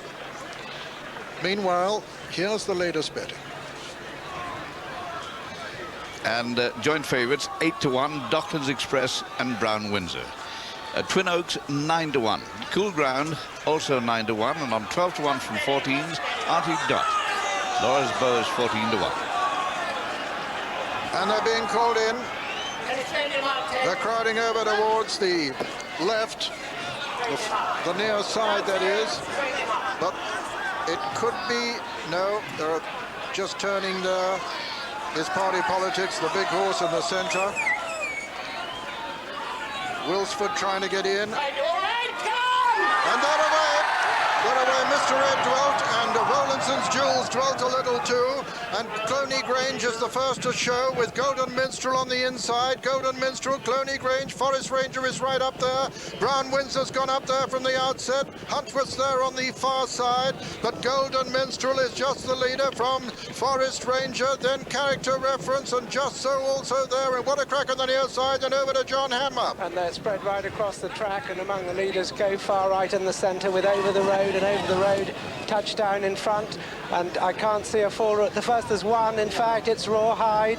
Rawhide went at the first. As they come to the second, Go Far, Brown Windsor, Character Reference, and Huntworth and Golden Minstrel right up there on the inside. Twin Oaks is at the back with Old Applejack and Team Challenge. As they come to the third, it's Golden Minstrel on the inside from Brown Windsor and Go Far. The leaders over safely. At the back of the field, still Twin Oaks climbing over that one, and it's Golden Minstrel from Go Far, Brown Windsor, Huntworth, Forest Ranger, then Sarah J over the road. Cool Ground, well placed, and over to Julian Wilson. Golden Minstrel led over that one, the fourth. Close behind him is Character Reference. Brown Windsor's right up there prominent. Go Far towards the centre of the course. Sarah J towards the outside as they come to the fifth fence. And Golden Minstrel rises first. Brown Windsor is over in second place. Forest Rangers well there on the inside with Wilsford right towards the outside. It's Go Far, then Huntworth close behind that as they come down to Beecher's Brook. And Golden Minstrel leads the national field. Golden Minstrel over. Go Far. Brown Windsor's down at Beecher's. Brown Windsor is down at Beecher's, and that is the only one that has fallen to Beecher's Brook on the first circuit. And Golden Minstrel leads into the seventh fence from Wilsford in second place. Forest Ranger is third. Then what's the crack after that? Go Far on the outside of Party Politics. Rubik is on the outside of Romney King, and behind those are Over the Road as the leaders come to the canal turn with Golden Minstrel the leader from Wilsford on the inside. Then Forest Ranger on the outside of What's the Crack. Behind those are Go Far and Party Politics. Behind Party Politics is Romney King, then Rubica. A murder is pulled up at the back, and Honeymead has fallen. But it's now Wilsford who leads the Grand National field from Forest Ranger. On the outside is Golden Minstrel. On the inside is What's the Crack, then Party Politics as we rejoin John Hammer. Steersby has refused, and Wilsford led over that one from Forest Ranger. Then Golden Minstrel right there with Go Far. Then What's the Crack, Party Politics, Rubica Over the Road, Character Reference as they jump the next open ditch. That's fence number 11. And Forest Ranger going up into third place behind Wilsford and Golden Minstrel. Then Party Politics followed by Go Far Over the Road, Rubica. Then What's the Crack, Romney King. And then Stay on Tracks, Character Reference, Cool Ground. And they're followed by Mr. Ed, then Auntie Dot, Docklands Express, and at the back of the field still, Team Challenge, and last, Rock the Prince, and even further behind him is Golden Fox as we join Peter O'Sullivan. Coming to the 13th now of the 30 fences, and it's Wilsford and Golden Minstrel disputing it about 8 lengths clear of Forest Ranger. Just in behind them come Over the Road and Party Politics. Behind them, travelling well is Romney King with Go Far also going well. Coming down now to number 13, and it's Wilsford on the far side in the blinkers. On the near side, it's Golden Minstrel. Just in behind them come Forest Ranger and Go Far. Then behind them, Over the Road. These two leaders with quite a commanding advantage at the moment as they come down to number 14, Wilsford, representing Jenny Pittman, who won it with Corbier, and the Minstrel just leads Golden Minstrel there. Then comes Go Far. Just in behind Go Far is Hot Plate running a big race. Then on the far side is Forest Ranger, who's been there from the outset. Party Politics is next, and then Rubica, and behind Rubica is the Grey Stay on Tracks. Over the chair, Wilsford lands in the lead from Golden Minstrel, Go Far. Behind them, Forest Ranger and Party Politics and Hot Plate and Stay on Tracks and Romney King and Rubica and Over the Road. And as they come to the water, Wilsford leads Golden Minstrel. Rowlandson's Jewels was a fall over the chair, and it's Wilsford the leader by 3 now as they go out into the country on the final circuit. Golden Minstrel is second. In third place is Go Far with Hot Plate on his outside. 4-5 is Forest Ranger on the inner, and behind them come Party Politics and Romney King and Rubica on the outside, and Stay on Tracks and Auntie Dot going well. Then Old Applejack and Mighty Falcon, and on the inside is Mr. Red also, with also What's the Crack. They've crossed the Melling Road, and it's still Wilsford from Golden Minstrel, Forest Ranger on the inside, Party Politics, Rubica on the outer as we rejoin John Hanmer. And Wilsford still shows in front of Golden Minstrel. Hot Plate right there, and so are Party Politics and Romany King and Forest Ranger on the inside. Cool Ground making ground in the centre of the course with Character Reference, and as they come to the 18th, Huntworth has been pulled up, and over that one, Golden Minstrel and Wilsford. From Hot Plate over the road, Go Far, Romany King, Forest Ranger, Cool Ground, Character Reference, Docklands Express, Stay on Track through Beaker as they jump the 19th, the open ditch. And still Wilsford with Hot Plate going second, and New Halen has gone there, and another one who's gone at the back of the field is Bonanza Boy as they jump the 20th. It's Wilsford and Hot Plate from Golden Minstrel, Go Far, and over the road, and Cool Ground, and over to Julian Wilson. Wilsford over the road on the outside of him. Go Far still well there. Golden Minstrel losing a little ground as they jump the one before Beechers. And Hot Plate it is who's moved into the lead on the outside. Hot Plate from Wilsford in second place. Go Far, Golden Minstrel. Party Politics is getting closer. Cool Ground's quite close behind the leaders, as is Docklands Express as they come down to Beechers for the second time, with Hot Plate in the lead. Hot Plate pecks on landing, but over from Go Far in second. Then Party Politics on the inside, creeping through is Romany King. And Mr. Ed fell at Beechers as they come to the 23rd fence. Hot Plate leads over it. From Romany King second, Wilsford is third. Go Far is fourth. Fifth is Stay on Track's getting closer. Then Party Politics behind that. Forest Range was there in the inside. Cloney Grange fell at Beechers the second time, but as they come to the canal turn, it's Romany King and Wilsford in the air together. Hot Plate's back in third. Stay on Track's on the inside of Go Far. Then Forest Ranger behind that and Party Politics. Then over the road, then Golden Minstrel. Mighty Dot's getting closer, as is Cool Ground and Docklands Express. Kiddinger fell at the canal turn, but now it's Romany King who leads from Wilsford. Party Politics getting closer on the outside as we rejoin John Hanmer. And Romany King touchdown just in front of the fifth from home, from Hot Plate towards the outside. Then Party Politics going up there, and then comes Go Far and going to the last open ditch, four from home. There are a lot there with a chance. And Party Politics touchdown just ahead of Romany King in second place.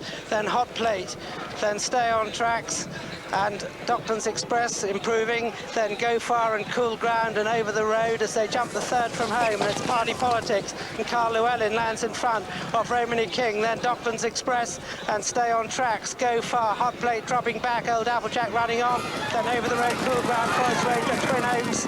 Seagram's been pulled up, so's Royal Battery, but it's Party Politics in the lead from Romany King, Docklands Express and Stay on Tracks, and over to Peter O'Sullivan.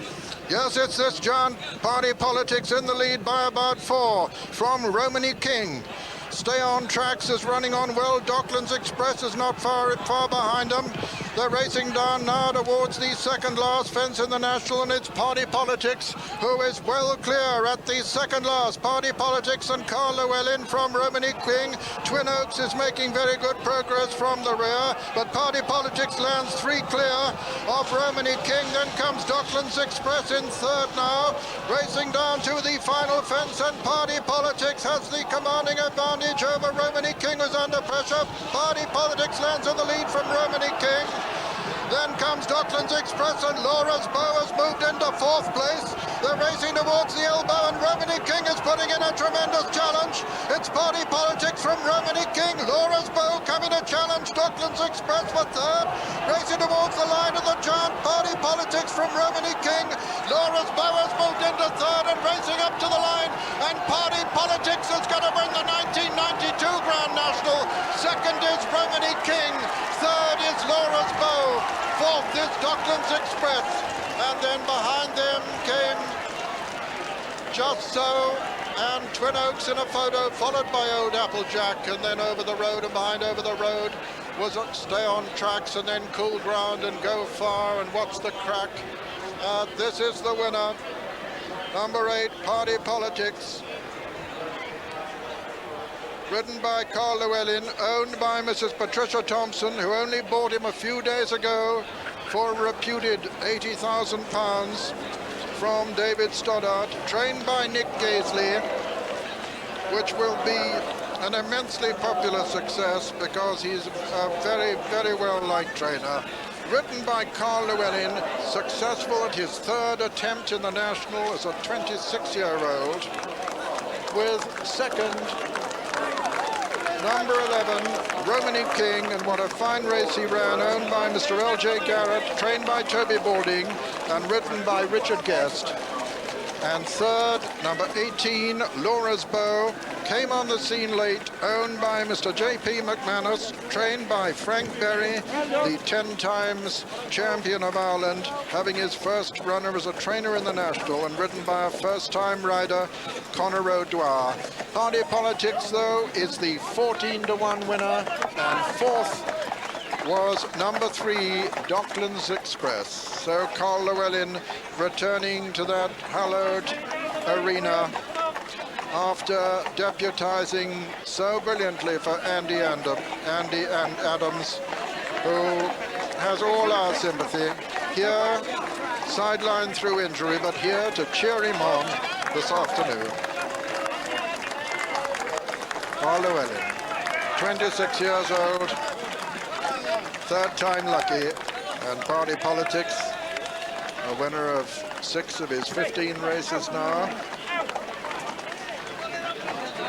appeared to give a flawless jumping performance. If ever a horse was unlucky, it was probably Brown Windsor at Beeches on the first circuit, where he cannoned into another horse and had no hope of recovery. Or the horse cannoned into him, whichever way you look at it. The police clearing away for the winner of the 1992 Grand National, for which the 40 runners set out as winners of no less than 352 races between them. This is the hero.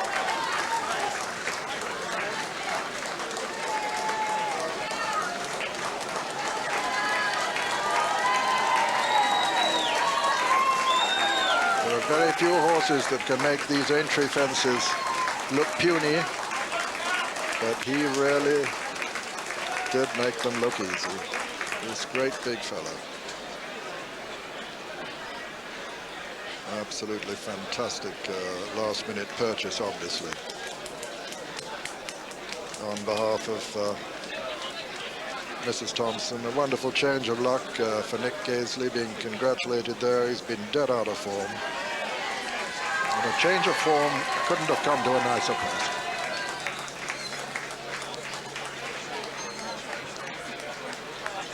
Learnt the ropes, as my colleague John de Morville just reminds me, with the late Fulk Walbin, who of course both trained national winners and rode a winner, notably of course Reynolds Town.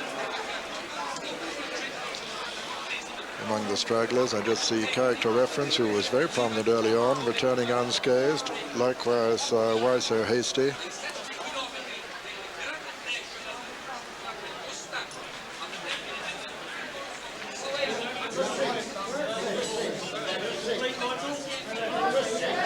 Ready to weigh here.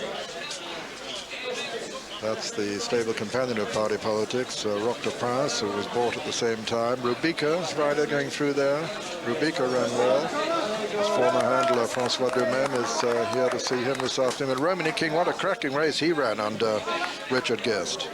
Ran a marvellous race, representing Toby Balding, who won it way back in 1969 with Highland Wedding, and then more recently with Little Pole Bear. And here's the winner. There's Carl Llewellyn.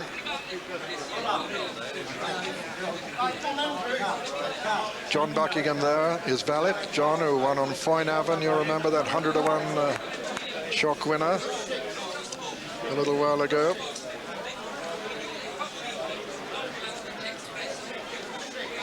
Laura's Bow's rider, he was riding in the race for the first time. What a good ride he had too, Conor O'Dwyer. I have a feeling he'd have been closer still if the reins hadn't dried up prematurely for J.P. McManus anyway. That was Peter Scudamore on the scales after another great ride, but not just quite great enough. The starting prices were as follows. First, number 8, the topical winner, Party Politics, 14-to-1. Second, number 11, Romany King, 16-to-1. Third, number 18, Laura's Bow, 12-to-1. And fourth, number 3, Docklands Express, the 15-to-2 favourite. Well, there we are, an appropriately named winner in election week, party politics. Here's the owner, Mrs. Thompson. You must have known something because you only bought the horse, what, a couple of days ago, didn't you? I didn't even know we had the horse till Thursday evening. So it's been a fantastic day out. How did you not know? I mean, who made the decision? Oh, my husband bought him. Right. He very kindly gave him to me. And this is just unbelievable today. It's so exciting. What a present for you. Lovely present, yes. You bought great. another horse as well, didn't you? I think you're... Yes, I don't know what happened to him. Rock de France, yes. We'll find out later. That's right, yes. But no, what it an was exciting incredible. day for you. Incredible. Well done. Especially, you know, for everybody else concerned, it's wonderful, yes. Nick Gaisley is the trainer. Turn around to the camera, sir, so that we can have a good look at you. And you've had previous runners, but not done much, have you? No, most of them haven't got further than Beecher's first time. Mine got to Valentine's. That was about it. So this was a great change. Wonderful. Yeah. He's a great big horse, isn't he? Oh, he's a big fella, all right. But he makes the fences look small. He's very clever. Yeah. He jumped really well, Carl, didn't he? Let's have a word with Carl. Well done, Carl. I mean, you've been round. You've ridden in 2 previous nationals and not got round, have you? Yeah, that was true enough. Yeah, but it came right today, didn't it? It came wonderfully well. Tell us about it. Tell us about the first circuit. Well, I went to look at the first, and it was so small for him. He's so big. It just looked like a little hurdle, you know. That gave me confidence to start with. I had a lovely run round. He's done everything I wanted to. He shortened when I wanted for a big horse. He was great. Yeah. And he's taken me into the lead. I didn't want to hit the front where I did, but he's just pounding away in his own stride, and I left him alone. Here's the closing moments. Just have a few words there for us. It was all the time, all the way up the straight. I'm thinking, how many times have they been caught in front, you know? So I'm just trying to save a bit, as much as I can, until I get to the elbow before I go and give him a smack. Because he just does tend to drift left. As you say so many times, the first over the last doesn't win. That's right, and I knew the other horse was there, and I thought, I've got to hang on. I'm so lucky, because only Adam should have been on the horse. You know, I'm very fortunate. He was injured. He's done all the work with the horse, and, you know, he's just so unlucky to have broken his leg. And well, there's lots of luck and lots of bad luck around in the National, isn't there? Yeah, it is, yeah. You've got to feel sorry for him. He's done it well. Look at him, he keeps galloping, isn't he? For a big horse, he's great. He didn't have to operate. He's done a great job. Yes. Yeah. Carl's done a great job, but don't forget Andrew, who would have ridden him. That's right, he's done all the work. Yeah, I was just on the steering job on the day. Now, have a look at... Back and Bow looking for room. There are the 3 on the inside, with Forgestown there in the pale colours and the red cap, and they're off and running. 23 fences ahead of them in the Jemison Irish Grand National, and as they go to the first, up there on the inside, Ebony Jane, and also right up in the firing line is Open the Gate as they come to the first fence, with River Tarquin also prominent, and just behind these in 4th place is Sooner Still. They've all jumped it safely, and they go towards the first ditch now, with River Tarquin on the outside of Open the Gate and Ebony Jane. They're the leaders, followed by Sooner Still, and then comes Vanton, then Candywell and Rosé Nove, and then Over the Road. Treat Me Good took a chance with that one, but again they've all survived fence number 2, and they're racing towards the top of the course, and fence number 3 with Ebony Jane and River Tarquin the leaders, followed by Open the Gate in 3rd. Sooner Still just behind these on the inside, and they're being followed by Candywell, and then comes Vanton and Rosé Nove, and then Forgestown. Captain Dibbles in mid-division at this stage as they turn at the top of the hill. All 23 have cleared the first 3 fences. They're going towards the 4th with Ebony Jane in the lead, followed in 2nd place by River Tarquin. In 3rd place, Candywell. Open the Gate is on the inside. Just behind these is Sooner Still with Rosé Nove, and then Over the Road, and they're followed by Vanton as they run down the hill towards the 5th. Ebony Jane in the lead from River Tarquin. Open the Gate, Candywell. Then in 5th is Sooner Still, 6 Rosé Nove, 7 is Vanton.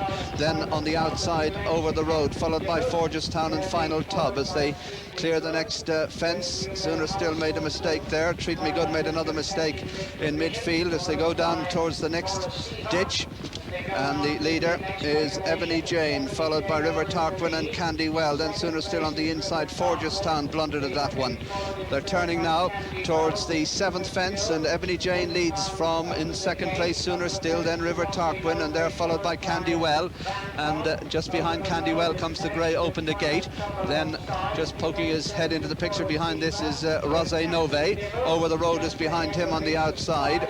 Then Vanton and Final Tub, and they're followed by Borisiva, and behind Borisiva Rawhide getting closer. all still standing as they come down towards the next fence, which will be number 8, Ebony Jane and Anthony Powell in the lead from River Tarquin second, Candywell running 3, a 2-length break to Sooner Still, then open the gate on Rosé Nove, and they're followed by Over the Road with Vanton, and behind Vanton is Captain Dibble with the final tub. Boris Siva is just behind these. Rawhide is on the outside of the field, and then New Mill House and Lackenbow. Then comes Bishop Staff and Clocktaney as they come down to the fence before the straight. Number 9 and Ebony Jane just the leader from River Tarquin. Candywell is 2.5 lengths back in third. Sooner Still is in fourth, then Open the Gate, then Rosé Nove and Over the Road, and then Vanton and Rawhide as they swing into the straight now for the first time. A full circuit ahead of them, and Ebony Jane and River Tarquin continue to dispute the lead, followed by Sooner Still and the blinkers on the rail in third. In fourth place is Open the Gate, then Candywell. Behind these Vanton ahead of Final Tub, and then Over the Road. Boris Siva is next, Bishop Staff not far back. Down to the first of the 2 jumps in the straight, and Ebony Jane is the leader, followed in second spot by River Tarquin. Then comes Sooner Still, then Open the Gate, Vanton getting closer on the inside, then Candywell, then Rosé Nove at fence number 11 in the Irish National, and Ebony Jane from River Tarquin and Sooner Still. Open the Gates, a faller, Open the Gates on the floor, and Treat Me Good is unseated his rider as they come up past the stands with a circuit to race. And on the stand side, River Tarquin blinkered from Ebony Jane on the inner, then Sooner Still, the nearest of the English challengers at this stage. In fourth place is Candywell, and then Vanton and Rosé Nove, then Over the Road, Boris Siva, then Lackenbow getting closer ahead of Captain Dibble and Rawhide as they go to this fence past the stands. Ebony Jane and River Tarquin are the leaders, and all safely over that one as they go around the turn with Cloney Grange bringing up the rear. They've a full circuit to race, 11 fences to jump, and we've got a new leader in Sooner Still from River Tarquin, Ebony Jane, Vanton, Boris Siva, then Candywell and Rosé Nove and Over the Road, and then Lackenbow and Captain Dibble, and then Rawhide, then Final Tub. Bishop Staff and War Melody come next. A good jump by River Tarquin regains the lead there. Bishop Staff a mistake, Grand Habits a faller at the back, and Forgestown is towards the rear. Cloney Grange has been pulled up as they go to the next ditch. It's Sooner Still on the inside of Ebony Jane, who jumps it just in front, then River Tarquin, then Vanton, then Rosé Nove as they continue up the hill. Pulled up there on the inside was Bishop Staff, and Forgestown has also been pulled up as they continue towards the next plain fence, and it's Sooner Still the leader from Ebony Jane. Then comes River Tarquin, just behind these is Vanton, and then Boris Siva. Captain Dibble made a dreadful mess of that one as they go around the top turn. There's another faller there. It looks like Lackenbow is gone as they run now towards the top of the hill. They've 8 fences left to jump, and it's still River Tarquin with Ebony Jane, and they're followed by Sooner Still, Vanton. Just behind these, Boris Siva Over the Road. Not far behind these comes Rawhide, and behind Rawhide, Rosé Nove with War Melody, Clocktaney, Final Tub, then Riders Key, Captain Dibble, and behind them New Mill House, and that's all that's left as they run down towards the next plain fence. Ebony Jane and River Tarquin, 1-2 from Sooner Still, Vanton, then comes Over the Road. Behind these, Rawhide, and then Boris Siva, then War Melody and Rosé Nove as they run to this ditch. It's still the same leading pair, Ebony Jane, followed in second place by River Tarquin, 3 lengths to Vanton, a gap of over 4 lengths to Over the Road and Sooner Still, and then Rawhide under pressure just behind Boris Siva. Then comes War Melody, a gap to Rosé Nove, Captain Dibble struggling, then New Mill House, Final Tub, Riders Key, and Clocktaney is last as they come towards the 5th from home. Ebony Jane and River Tarquin with Vanton just in behind them in third. Mistake by Ebony Jane. River Tarquin is the leader, and War Melody was a faller there. They're coming towards the 4th last, and Vanton has gone on from River Tarquin. Ebony Jane Over the Road in pursuit in 4th. Boris Siva is 5th. Rawhide is 6th, and behind Rawhide, Sooner Still. They're a long way clear of Rosé Nove as they come to the 4th last of the Irish National, and it's Vanton and Jason Titley 4 lengths clear from Ebony Jane. Over the Road still making ground on the outside as they race now towards the 3rd last. Vanton 4 to 5 clear. Over the Road leading the chase in second. River Tarquin Tarquin is third, Emily Jane fourth. They're clear of Borisiva, and behind the Borisiva is Rawhide. The favourite Captain Dibble has been pulled up as they near the third last, and Vanton is stretched into an 8-length lead. Vanton safely over, just about though, and certainly pecked on landing, and over the road has cut the deficit to about 6 lengths. They're clear of Liver Tarquin. Then Ebony Jane, who's clear of Borisiva and Rawhide as they run around the home turn. 2 fences left to jump at the Irish National, and Vanton is the leader. Vanton chased by Over the Road. They're clear of Liver Tarquin and Ebony Jane. At the second last, Vanton up and over from Over the Road in second, a long way back then to River Tarquin and Ebony Jane. They've one left to jump. Vanton in the lead, under pressure, with Over the Road plugging away and closing the gap as they race to the last in the National. Jason Titley and Vanton on the right. On the far side is Over the Road. Vanton lands in front. He's about 3 lengths clear of Over the Road in second, and they're clear of River Tarquin as they race into the closing stages. It's Vanton the leader. Over the Road is staying on all the time on the far side, but it's Vanton on the near side, Over the Road on the far side. Vanton onto the stand rail. It's going to win it for Michael O'Brien, and at the line it's Vanton, the winner of the Irish National. He's won it by about 4 lengths. In second place is Over the Road, and they're clear of River Tarquin. Soiree just goes to turn. Ran very promisingly at the last meeting here. The Rowley Mile, the whole of that in front of them.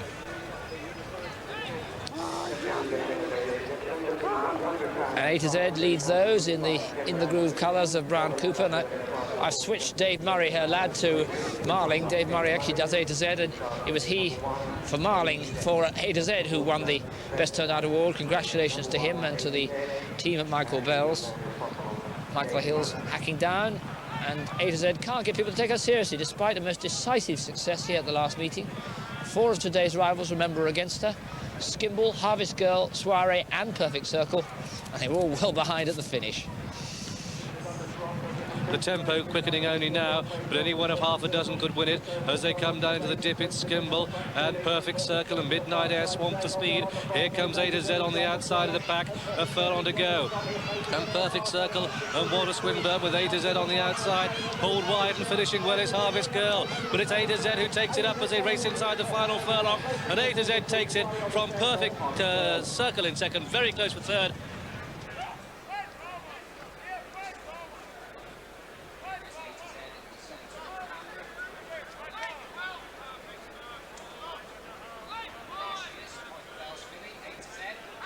And I think that she looks even better this afternoon than she did when she won that Nell Gwyn, and I don't see any reason why any of those horses that finished behind her should finish in front of her today. She was well on her toes in the paddock, and to me she was one of the few fillies in this field that would look well in the winner's enclosure. A lot of them don't have too much scope about them, and certainly don't look as though they should have improved from 2 to 3. About her appearance, John, because although she looked to have done well physically from 2 to 3, she actually didn't look at all well in her coat before she won the Nell. Not at all. Well, she looks fantastic today. I don't know whether they've had a sun lamp on. You can just see the dapples, look, just on her shoulder. Looks magnificent. Well, one filly that certainly didn't look well in her coat when she last ran was Culture Vulture. I saw her before and immediately after the Fred Darling at Newbury. And with the ground riding on the soft side, one would have thought that it would have suited Culture Vulture, who came to hand well on 2 occasions after a break last season, first time out and then midsummer. And she really didn't run much of a race at all. She didn't, and she looked really tired. I was surprised to hear you say that when you saw them walking back in that she wasn't blowing too hard, because she looked absolutely legless. She quickened up and went along with Musicali in that Fred Darling. And Paul Cole thinks that she's improved a fair bit from that race. Well, she'd need to, but there are a lot of people thought Hartouf was unlucky in the Marcel Boussac last year. You've got to remember that this filly we're looking at, Culture Vulture, she'd already won the Brent Walker's Mile just 7 days beforehand. I thought that was a very good performance over in France. She certainly looks fit enough and well enough to do herself justice this afternoon. As we've also just had underlined to us by the lamentable performance of Mystery Play, a lot of last season's 2-year-old filly's form is not working out, so maybe doesn't pay too much attention to take that as tablets of stone.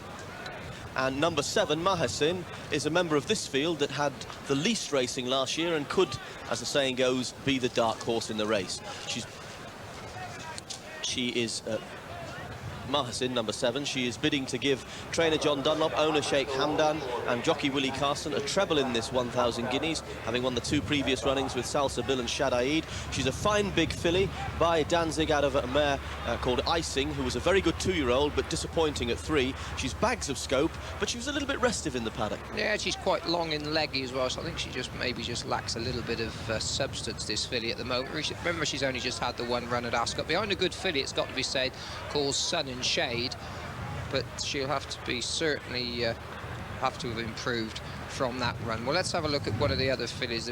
I thought A to Z, well, that's actually not a very good shot of Hatu. She's certainly not showing herself very well. Then she looked a lot better beforehand, just on her toes slightly, and made up a lot of ground in that pre-Marcel Boussac. We've just seen her getting run out of it by Kenbu on her debut run this season.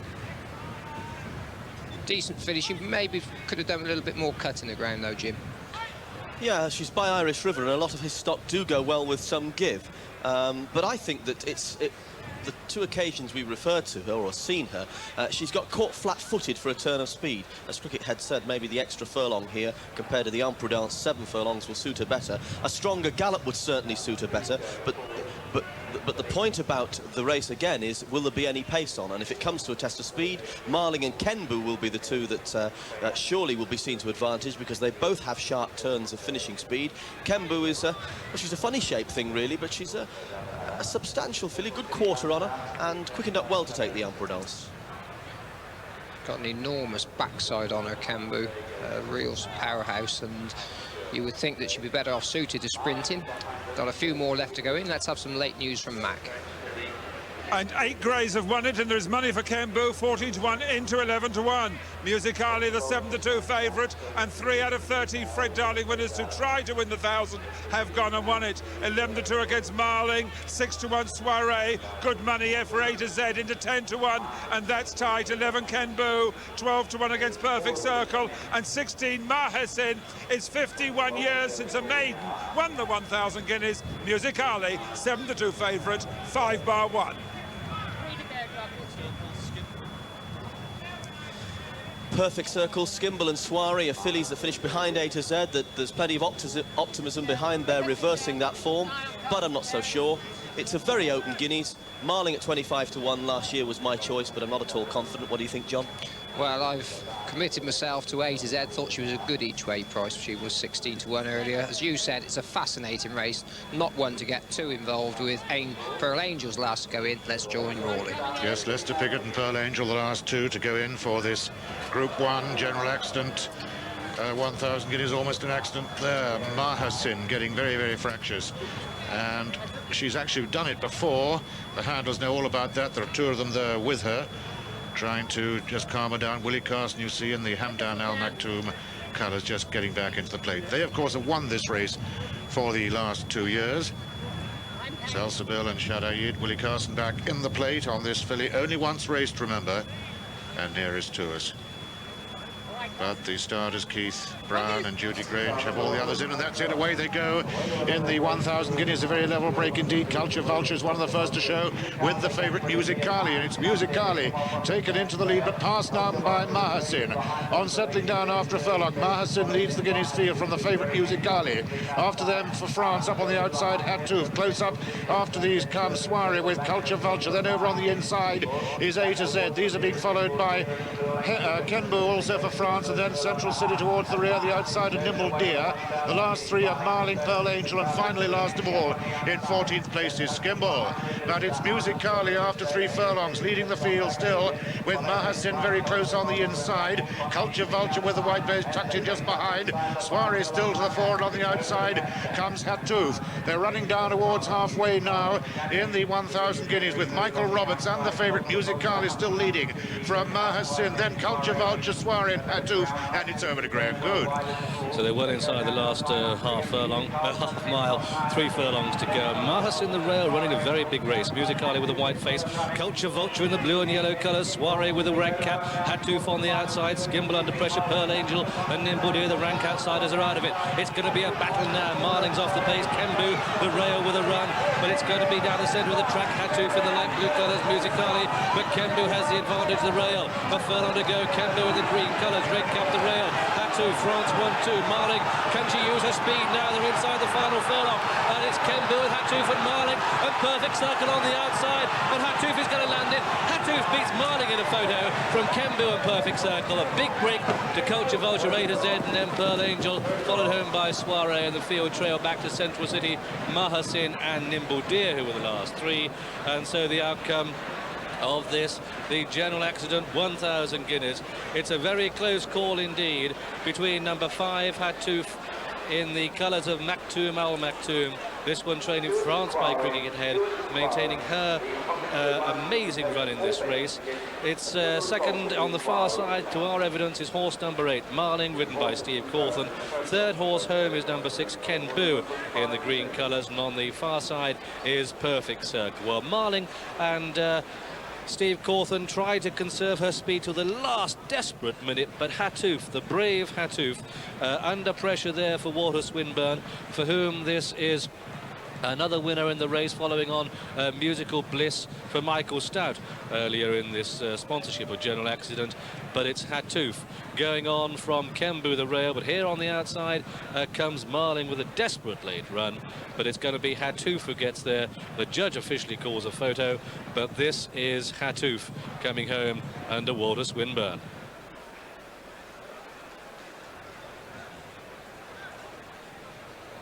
So Hat-Tooth, the 5-1 winner of this General Accident 1,000 guineas, a daughter of Irish River, and this one bred by the Gainsborough Farm Incorporated, training France by Cricket Head, maintaining her remarkable record in this race.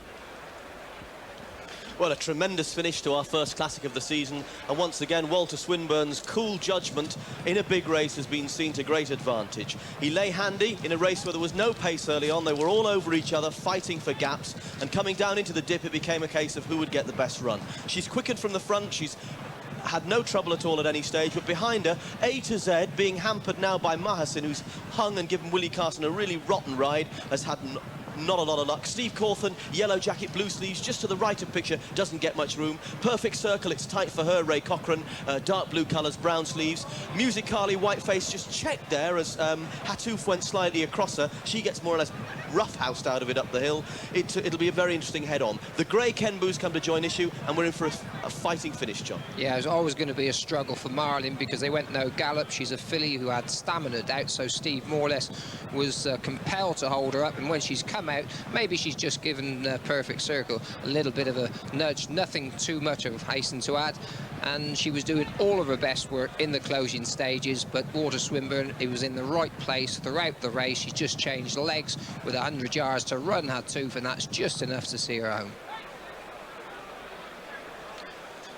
Well, it was a rough old race. We picked the head on. There's probably several incidents to look at here, which always happens when you get well-contested event with not a gallop early on. Everybody's looking for gaps. The filly with the white face, white socks is Music Carly. She's beginning to struggle as the taps turned on.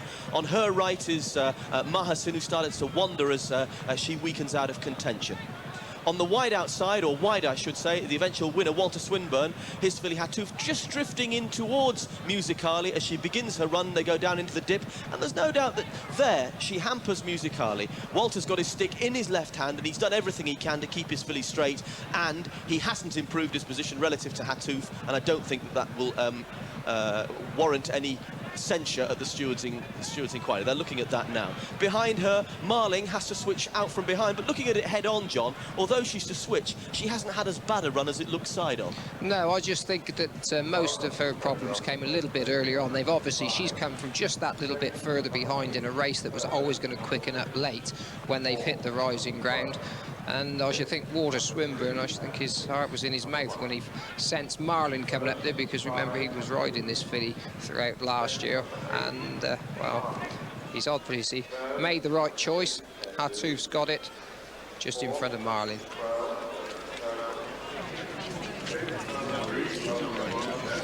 Steve Cawthon, and that's it. A yard nearest to us, and they're away. And a good even break too. Mystico takes a prominent position in the centre early on. Mystico, Mukadama's right up there. Rudimentary's not far off the pace. A yard towards the left of the picture, but Mystico the leader. Mystico being followed by Desert Sun towards the outside, Rider with the white cap, Had Eddery, Rudimentaries in third. Just in behind them come Fair Average. Flying Braves quite well up there with the pace, and off the pace at the moment is the French challenger Lea Riva, as Mystico makes it. Mystico from Desert Sun on the far side, and the near side Rudimentary. Then just in behind them Fair Average and Flying Brave, and travelling well behind them is Mukadama, ajar towards the left of the picture. Still in rear as Lea Riva, as they race down now towards the 3 furlong pole, and as they do so, it's Mystico in the centre, Rudimentary on the near side, Rudimentary, Mystico and Desert Sun, Rudimentary and Steve Cawthon take it up now as they come to the 2 pole. It's Rudimentary with Selkirk running well just in behind him, and Ray Cochrane swinging off Selkirk past the 2. Rudimentary being challenged by Selkirk. Over on the far side, putting in a run is Lahib with Flying Brave. Selkirk takes it up now on the near side. It's Selkirk going on from Lahib and Rudimentary as they race into the final furlong. It's Selkirk clear of Lahib over on the far side as they race towards the line. Selkirk being pressed all the time by Lahib, but Selkirk's going to win it. Selkirk is the winner. Lahib is second, and third is Rudimentary, and 4 was Flying Brave. And so the result of the Juddmonte Lock-in Stakes is first, number 2, Selkirk, owned by Mr. George Strawbridge, trained by Ian Balding, and ridden by Ray Cochrane. His last, Louise Shepherd, won the best turned out prize of £100 before the race. Second was number 10, Lahib, owned by Sheikh Hamdan Al Maktoum, trained by John Dunlop and ridden by Richard Quinn. And third was number 5, Rudimentary, owned by Lord Howard of Alden, trained by Henry Cecil and ridden by Steve Cawthon, with 4th, under a very good run too from John Reed, Flying Brave.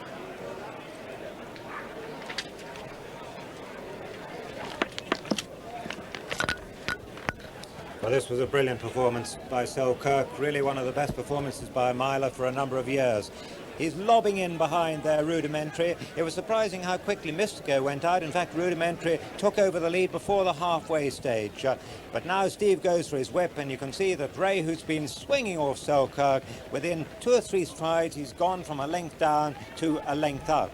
The revelation of the race, undoubtedly, Lahib, running for only the 4th time of his life, and comes through to snatch 2nd place. And the first 3 have gone clear now, as you can see. Desert Sun, for a moment flattered in the early stages, had a good position.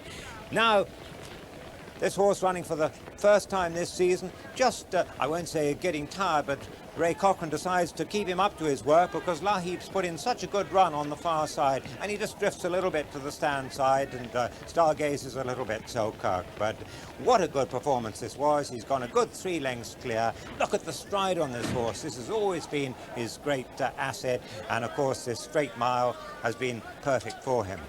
5-2 Selkirk returned. He looked a pretty good 5-2 shot coming to the 2 furlong marker. Well, the head-on coverage shows how he just drifts away a little bit to the right in the closing stages. You can see horses behind well beaten now. They've come up the centre of the course, which is probably where the best ground is now at Newbury, and you can see he's aiming straight for us now, isn't he? He's just run away towards the stand side as Ray Cochrane's changed his hands, given him a smack right-handed, and he's just drifted a little bit to the right and galloping in the air, as you can see. But this is a top horse. Aimed at the Derby at this time last year, but having run at Goodwood, mile and a quarter, it was decided he wasn't going to stay a mile and a half. He's come back towards his optimum trip, and since he had that operation last autumn, well, he's proved himself to be a really, really top thoroughbred. Yes, maybe he is one that's not going to live up to his pedigree. He's certainly a handsome individual. Well, they may be at something of a standstill here, or virtually at a standstill, but the SPs are coming thick and fast. And at first, the 320 was won by number 7, Star Connection, 8-1.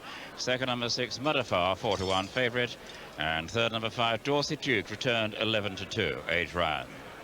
At Haydock, the 335 went to number 8, Drum Sergeant, 15-2.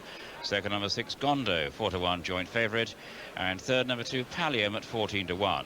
Number 4, No Quarter Given, was the other joint favourite and age ran. Utoxeter, the 330, won by number 2 Golden Freeze, 15-8 joint favourite. Second, number 4 Memmer's Revenge at 4-1, and third, number 5 River House, 11-1. Number 1 Clever Folly, the other joint favourite, and 5 Ryan.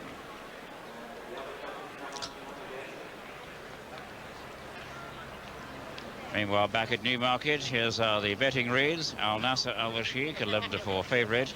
Pursuit of Love, 9-2. Rodrigo de Triano, 6-1. Cardoon on 8, and Tertian 12-1. Dillon is 14-1. River Falls at 16s, and Steinbeck 20-1 chance. Swing Low is also 20-1, this time from 25s, as is Silver Wisp. Mutaram 25-1 from 33s, Lucky Lindy and Thurios on 50s. Arctic Tracker 66-1, Badia also at 66s, Wild Rufo 100-1.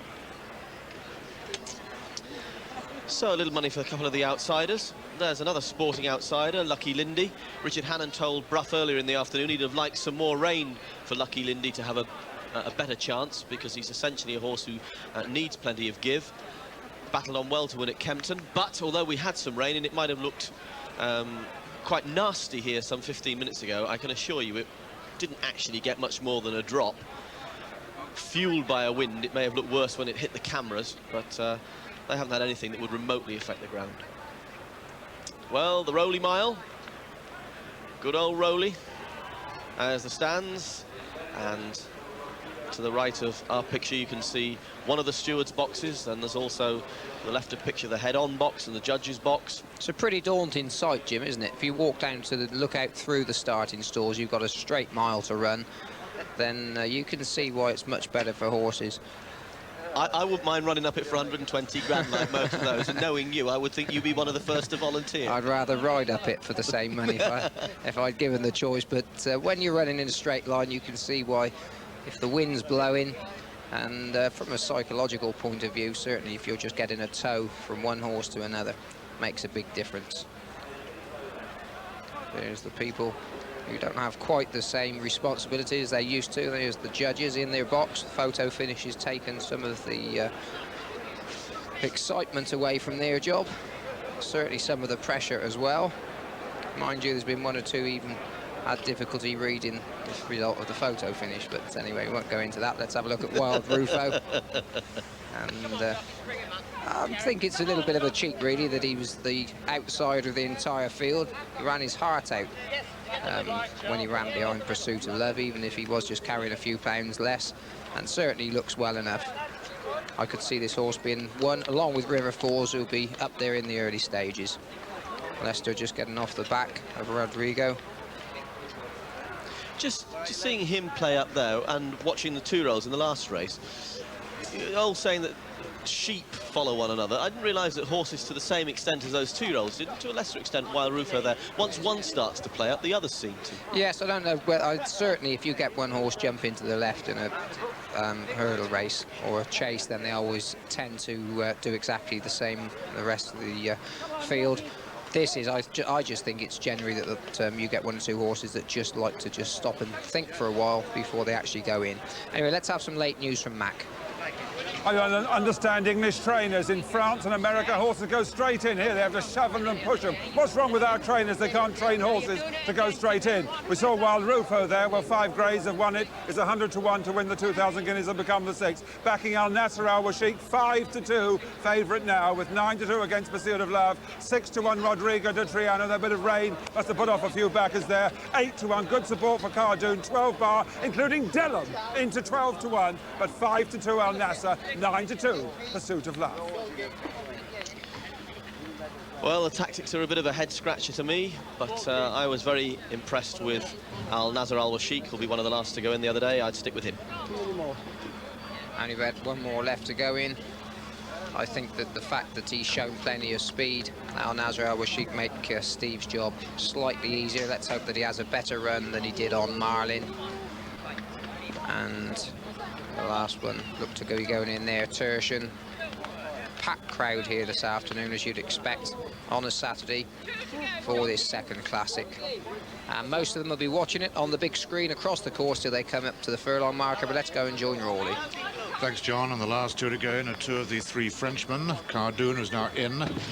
Finally, Tertian and Steinbeck in to 16-1 now from 20s. They're all in. Nearest to us, the striped cap of Muhtaram. Next to him in the white cap is Badia, but that's it. Away they go in the 2,000 guineas. A little slowly away, Arctic Tracker, but the first to show in the lead is River Falls. River Falls up towards the wide outside with the red cap, followed by Pursuit of Love. Running fast in second, then Swing Low. Dillon is on the premises, so too Thorius after these in the end of the first furlong and a half. Wild Rufo. Then reading back to Lucky Lindy, followed by Cardoon for France and Steinbeck for France and Tertian for France. The back markers Badia with the favourite Al Nazar Al Washik, and right at the rear of the field Rodrigo to Triano and Muhtaram. They're coming down now towards the end of the third furlong. Up on the outside River Falls, nearest to the rails with a white cap Badia. Thurios is right there with the leaders, so too in the green and yellow jacket Lucky Lindy. On the extreme outside is Swing Low. They're inside the final 5 furlongs, the final 4 furlongs now, halfway then in the guineas over the stands of Grail. And Thurios has been taking a keen hold. That's up there in the maroon cap. Pursuit of Love's bang with a chance. Al Nasheral will seek the favourite in the yellow colour. Steve Cawthon asking him to go to work now. Quite a bit to do. Only 2 or 3 horses behind as they come past the 3. Rush down to the 2. And Thurios from the front. Pursuit of Love, the apricot colours. On the outside, Swing Low with a run. Then comes Tertian Silver Wisp. Rodrigo to Triano. And Lester Piggott are going well. Al Nasheral Washik starts to pick up ground. Running the rail, Lucky Lindy, but it's Pursuit of Love in the lead. But here on the outside comes Lester Piggott in the white cap on Rodrigo to Triano. And as they come inside the final furlong, it's Rodrigo to Triano. More significantly, Lester Piggott's going to take his 30th Classic. Rodrigo to Triano's going to take it at the line. Rodrigo to Triano the winner. Lucky Lindy is second. Then Pursuit of Love beats Silver Wisp and Muhtaram. And behind these, Thurios and the field trail back to Dillon, who was last but one last of all was Arkle Tracker. This is the final sponsorship of the General Accident 2,000 guineas under that flag. But by gum, they've gone out with a bang because Master Lester Piggott has won this.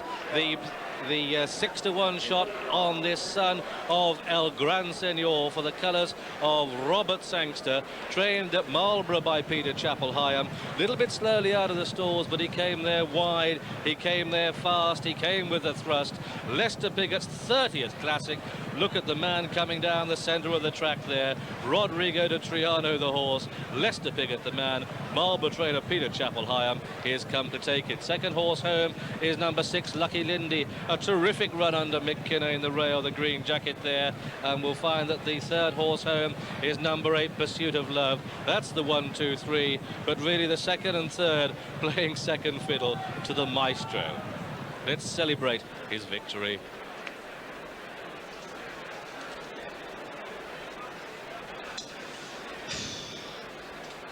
Eight years on since the great El Gran Senor took the Guineas, his son, Rodrigo de Triano, under the galloping grandad himself, Lester Piggott, comes to snatch the 1982 renewal. Going into the dip after another muddling early pace, it was Pursuit of Love in Lord Howard de Walden's colours of apricot, who take the lead from Thurios. Tertian, Pat Edery, pink cap pumping away, comes with a chance, but now into the dip, and Rodrigo's waiting to pounce. Yes, and doesn't matter how old you get, you certainly can't buy experience. 56 years old, I can't think of any sportsman, not even a snooker player, that's still doing it at the top level. And giving this horse a lovely ride. They went no gallop early on, and this horse was always just a little bit of a doubt about him getting the trip. So he just changed his legs here, came across slightly in the closing stages, but Lester put in there when it mattered. And his 30th Classic win of his career.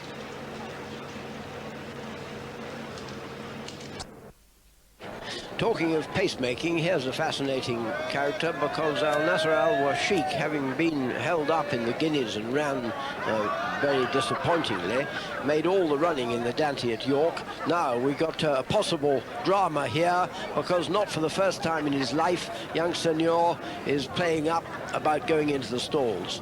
I do hope that the strategy of twisting him round with the blinkers on will succeed in getting him in. We hope and think he looks to be moving forward. Oh, Roderigo just had bad luck. He just nudged the gate with his shoulder and therefore knew that he was near the stalls. And that was a piece of bad luck. also doesn't help. There's quite a few people down there shouting, and I'm sure they'll just let the horse walk round and just calm down a little bit before they have another go with him. A lot of crowd, and they don't realise that, of course, it upsets these horses, noise, and as soon as he just bumped his shoulder on the stalls gate, heard the cheer going up, and obviously upset himself.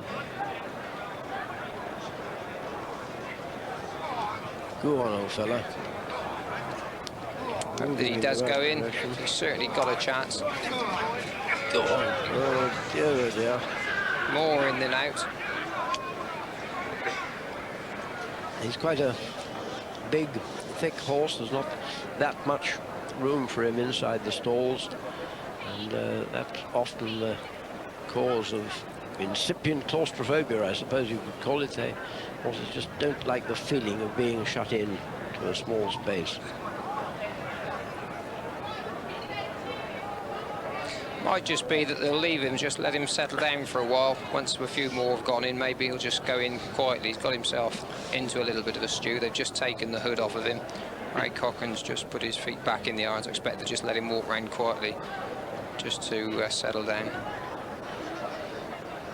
And some bookmakers are offering double carpet, 33-1 against the recalcitrant young Senor. Now, the professionals in racing, the hard nuts, those who know the game, won't have Rodrigo de Triano on their minds. And some bookmakers are trying to push it out to 7-1, but generally 13-2. The public are on Rodrigo. The pros don't want to know. Now, second best clearly is now Dr. Devious, who's come in from 10-1, 8-1 second favourite, and 21 of the last 29 derbies have gone to the first or second favourite. It's their 9-1 Al Nasser Al Washiq, and that's strongest of the three now, with 9 Assessor and Mutrum and 10 Rainbow Corner. But Rodrigo, 13-2 for Pickett.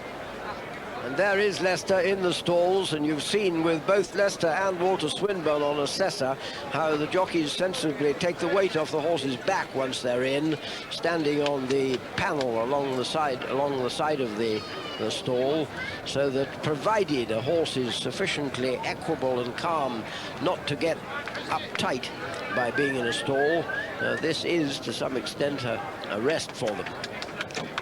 150-1 Al Flora, 9-1 Al Nasser and Assessor, 8 to Devious, 10 Great Palm, 250 is Lobilio, 9 is Mutaram, 100-1 Ninja Dancer, 300-1 Paradise Navy, Pollen Count 12, Rainbow Corner 10, 13-2 favourite. They're not taking much notice of John McCririck and his Can't Win. Let's hope and pray that he's wrong.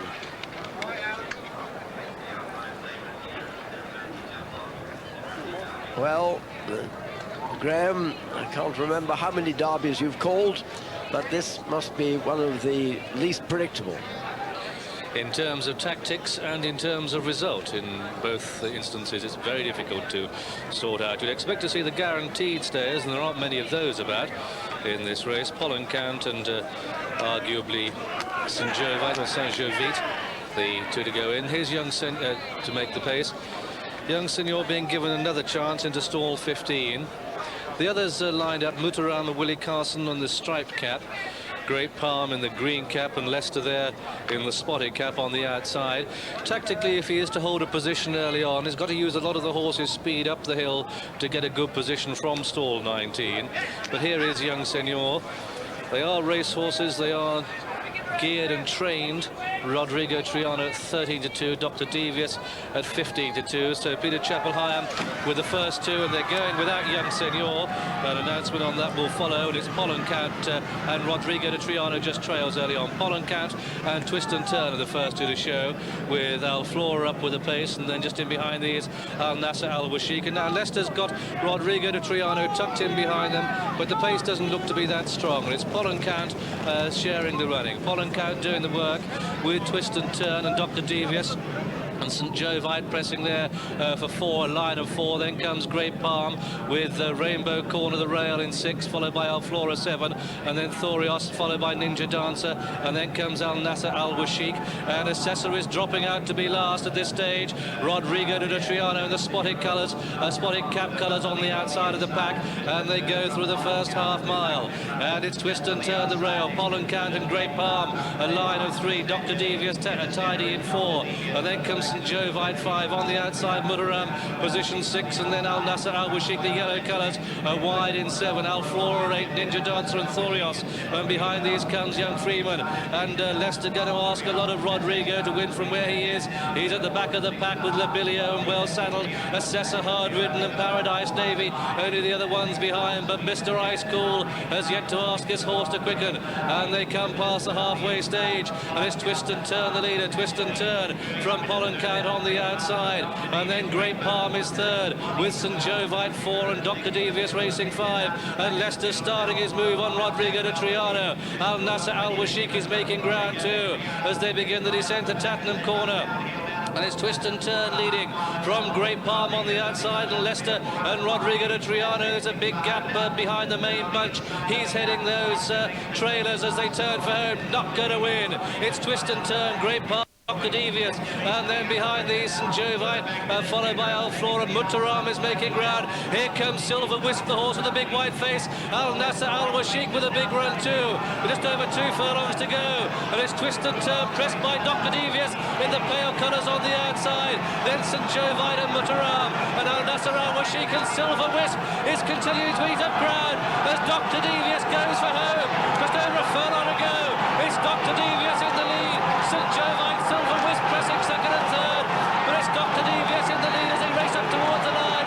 Dr. Devious clear by 3, Silver Wisp and St Jovite having their battle for places, but the derby goes to Dr. Devious with St Jovite second, and then Silver Wisp third, and Mutaram 4, and then Twist and Turn and Alflora and Nasser Al Washik, and then Great Palm, and then Rodrigo de Triano and Rainbow Corner and Thorios, and behind these well saddled and Assessor and Paradise Navy and Pollen Count and Labilio and Ninja Dancer, and last to finish was Young Freeman. And so victory in this, the Ever Ready Derby, goes to horse number 4, Dr. Devious, this birthday present running in the colours of Mr. Sidney Craig, trained by Peter Chapel-Hyam, so he had the first and second in the betting, and he's had the winner home here in number 4, Dr. Devious. The second horse home is number 14, St Jovite. Third horse home is Silver Wisp. Fourth horse home is Mutaram. That's the 1, 2, 3, 4 in the 1992 running of the Ever Ready Derby.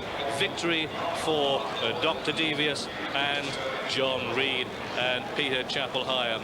On this horse that went over to America, Peter Chapel-Hyam was so disappointed with the performance of the horse in the race, but there's a photo for second place with, on the far side, St Jovite or Saint Jovite, and sharing that photo for second and third is number 13, Silver Wisp. He's clear of Mutaram. But John Reed has landed the day. There he is in those light blue colours.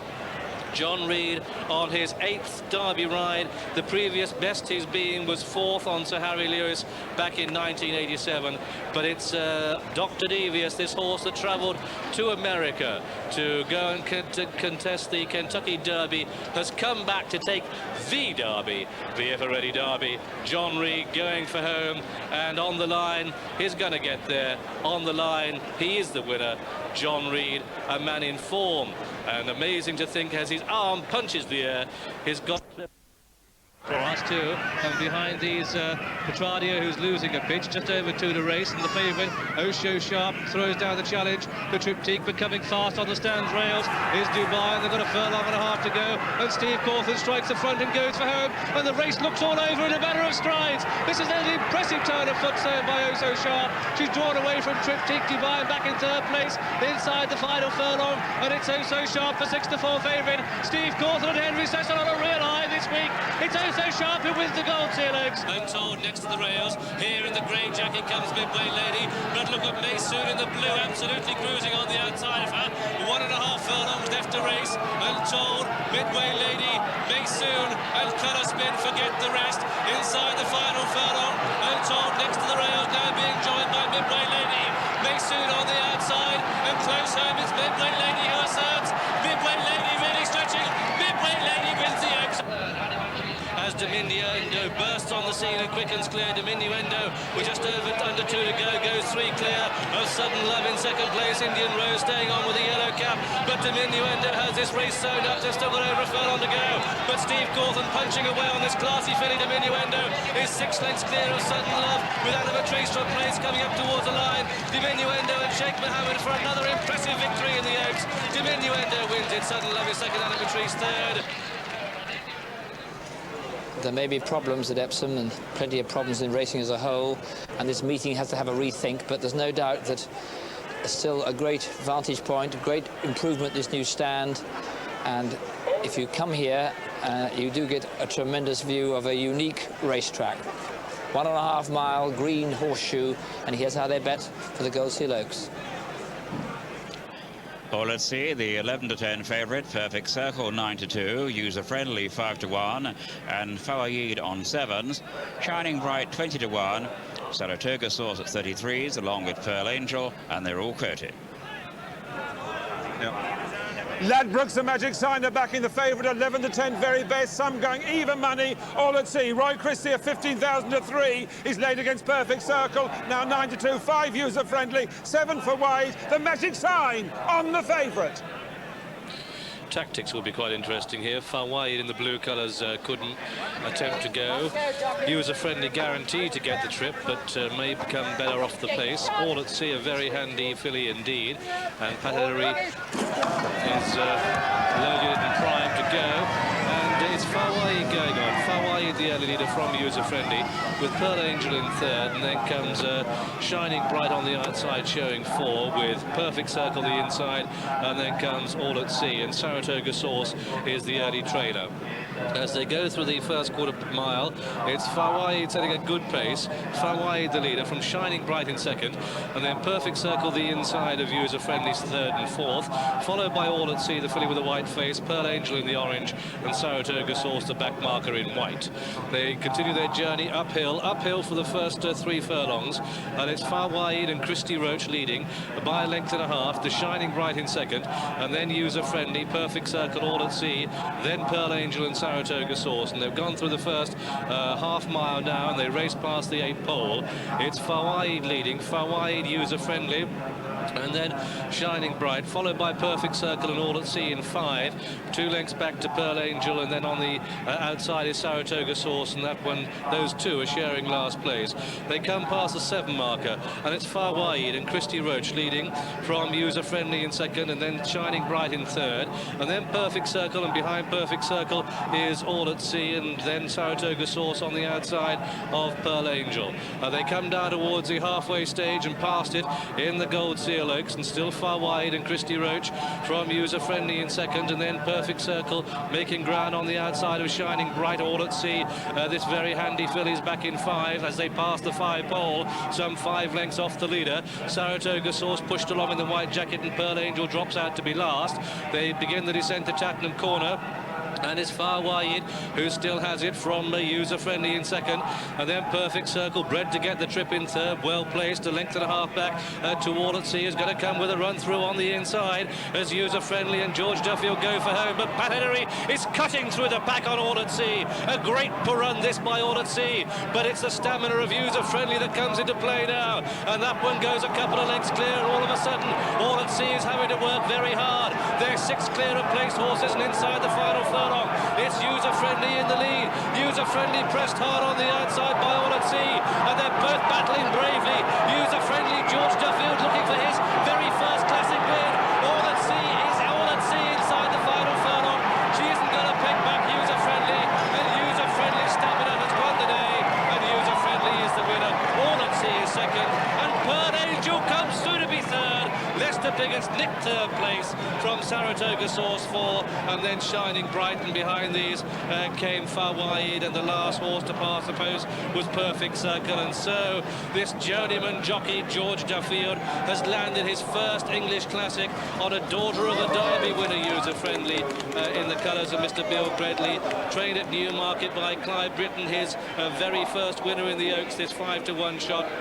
and bred at owner Bill Gredley's Dexworth Park stud. This filly who came into existence because, well, both the Derby winner Slip Anchor and the Dam Rostover won here at Epsom. A great story this for our winner, User Friendly, unbeaten in 3 out of 3. User Friendly, the winner, George Duffield, has gained the day. Second horse home was All at Sea, who absolutely cut them down with between the 3 and the 2 marker, but it was Stamina in the end that gained the day, and Stamina from a Derby winner coming home here, User Friendly. This daughter of Slip Anchor, a homebred User Friendly, coming clear of All at Sea, and they've finished a very, very long way clear of the third, and the third horse home is Pearl Angel. So Epsom horses in the frame in both the classics, and it's User Friendly coming home to the good. George Duffield punching the air, rightly so, his first English classic, and none more deserving than George to land it. All at Sea is second, and the third horse home, as I say, Pearl Angel. Fourth is Saratoga Source, fifth is Shining Bright, sixth is Far Wide, and seventh and last, Perfect Circle, who dropped out quite tamely indeed. There's our winner, User Friendly. Our commentator, Peter O'Sullivan at the Curragh. And welcome among the vast crowds here at the sunlit Curragh, crowds who are being fanned by a light wind and looking right across the course to the start. There are Dive for Cover and Darrell Holland, 20 years old, who will be riding in his first ever Derby this afternoon, let alone the Budweiser Irish Derby. And this, the 31st sponsored Irish Derby, the 7th under Budweiser sponsorship. And the 11 runners, all very cool in the parade. Dr. Devious was really dry, very, very relaxed. In fact, you couldn't say that any of them really got on their toes, with a possible exception of Dive for Cover. He was a little bit restive in the parade, but he's cooled off now, and he's, as you noticed, he was very relaxed. That's his landowner, and Ray Cochrane, 35-year-old Ray Cochrane, who won this in 1988 on Kayazi, having his third ride in the race. He's been first and second. Landowner supplemented on behalf of Sheikh Mohammed at a cost of £75,000. The winner of the very impressive winner of the Queen's Fars at Ascot, that's Marignan, the French horse. Dive for Cover again. Behind landowner Dr. Devious, but we're still evidently staying with landowner, who's certainly been very well supported this afternoon, from 100-8 to about 7-1. Contested bid there in the French colours of Prince Khalid Abdullah. They number the same way as we do in the draw, so number 11, contested bid, will be towards the left, and over on the far side away from us, Mining Tycoon, who's a stable companion of Saint-Gervais. And there's Dr. Devious and John Reed bidding to become the 11th Epsom Derby winner to complete the double. And under John Reed, who of course piloted him at Epsom and won in '87 here on Sir Harry Lewis. John having his fourth ride in the race. Contested bid on his far side there. And the latest betting, 5-4 on Dr. Devious, 7-2 Saint-Gervais, 7-1 landowner, 10 Ezud, who's got a sheepskin noseband, incidentally, to distinguish him if you're just picking him out, from Marignan, who's number 11, who's 11-1, who has very similar colours. Contested bid, 12-1. And Ormsby next. Ormsby's got a sheepskin noseband too. That's Dive for Cover. That was Saint-Gervais on the far side. Gets its name from a ski resort in the province of Quebec. And they're getting installed under Stephen Quirk, the starter, quite smoothly. Saint-Gervais has got to go. Dr. Devious also, and Marignan, landowner and contested bid, and the others installed. Saint-Gervais' rider, Christy Roach, has already won twice this afternoon for his governor, Jim Bulger. He won the opener on Perfect Imposter, a 6-4 chance. He won the previous race to the Derby on Ivory Frontier, an 11-10 chance. And the other feature was another marvellous run by that Oh, a little hesitation there by Dr. Devious. I was just going to say that Sykeston, however you like to call it, under Michael Roberts, won a cracking race. It was 3-1 for the benefit of those who backed him, trained by Clive Britton, of course. That was the second race, and John just urging Dr. Devious to go into his number 7 stall. Applying brakes not too seriously.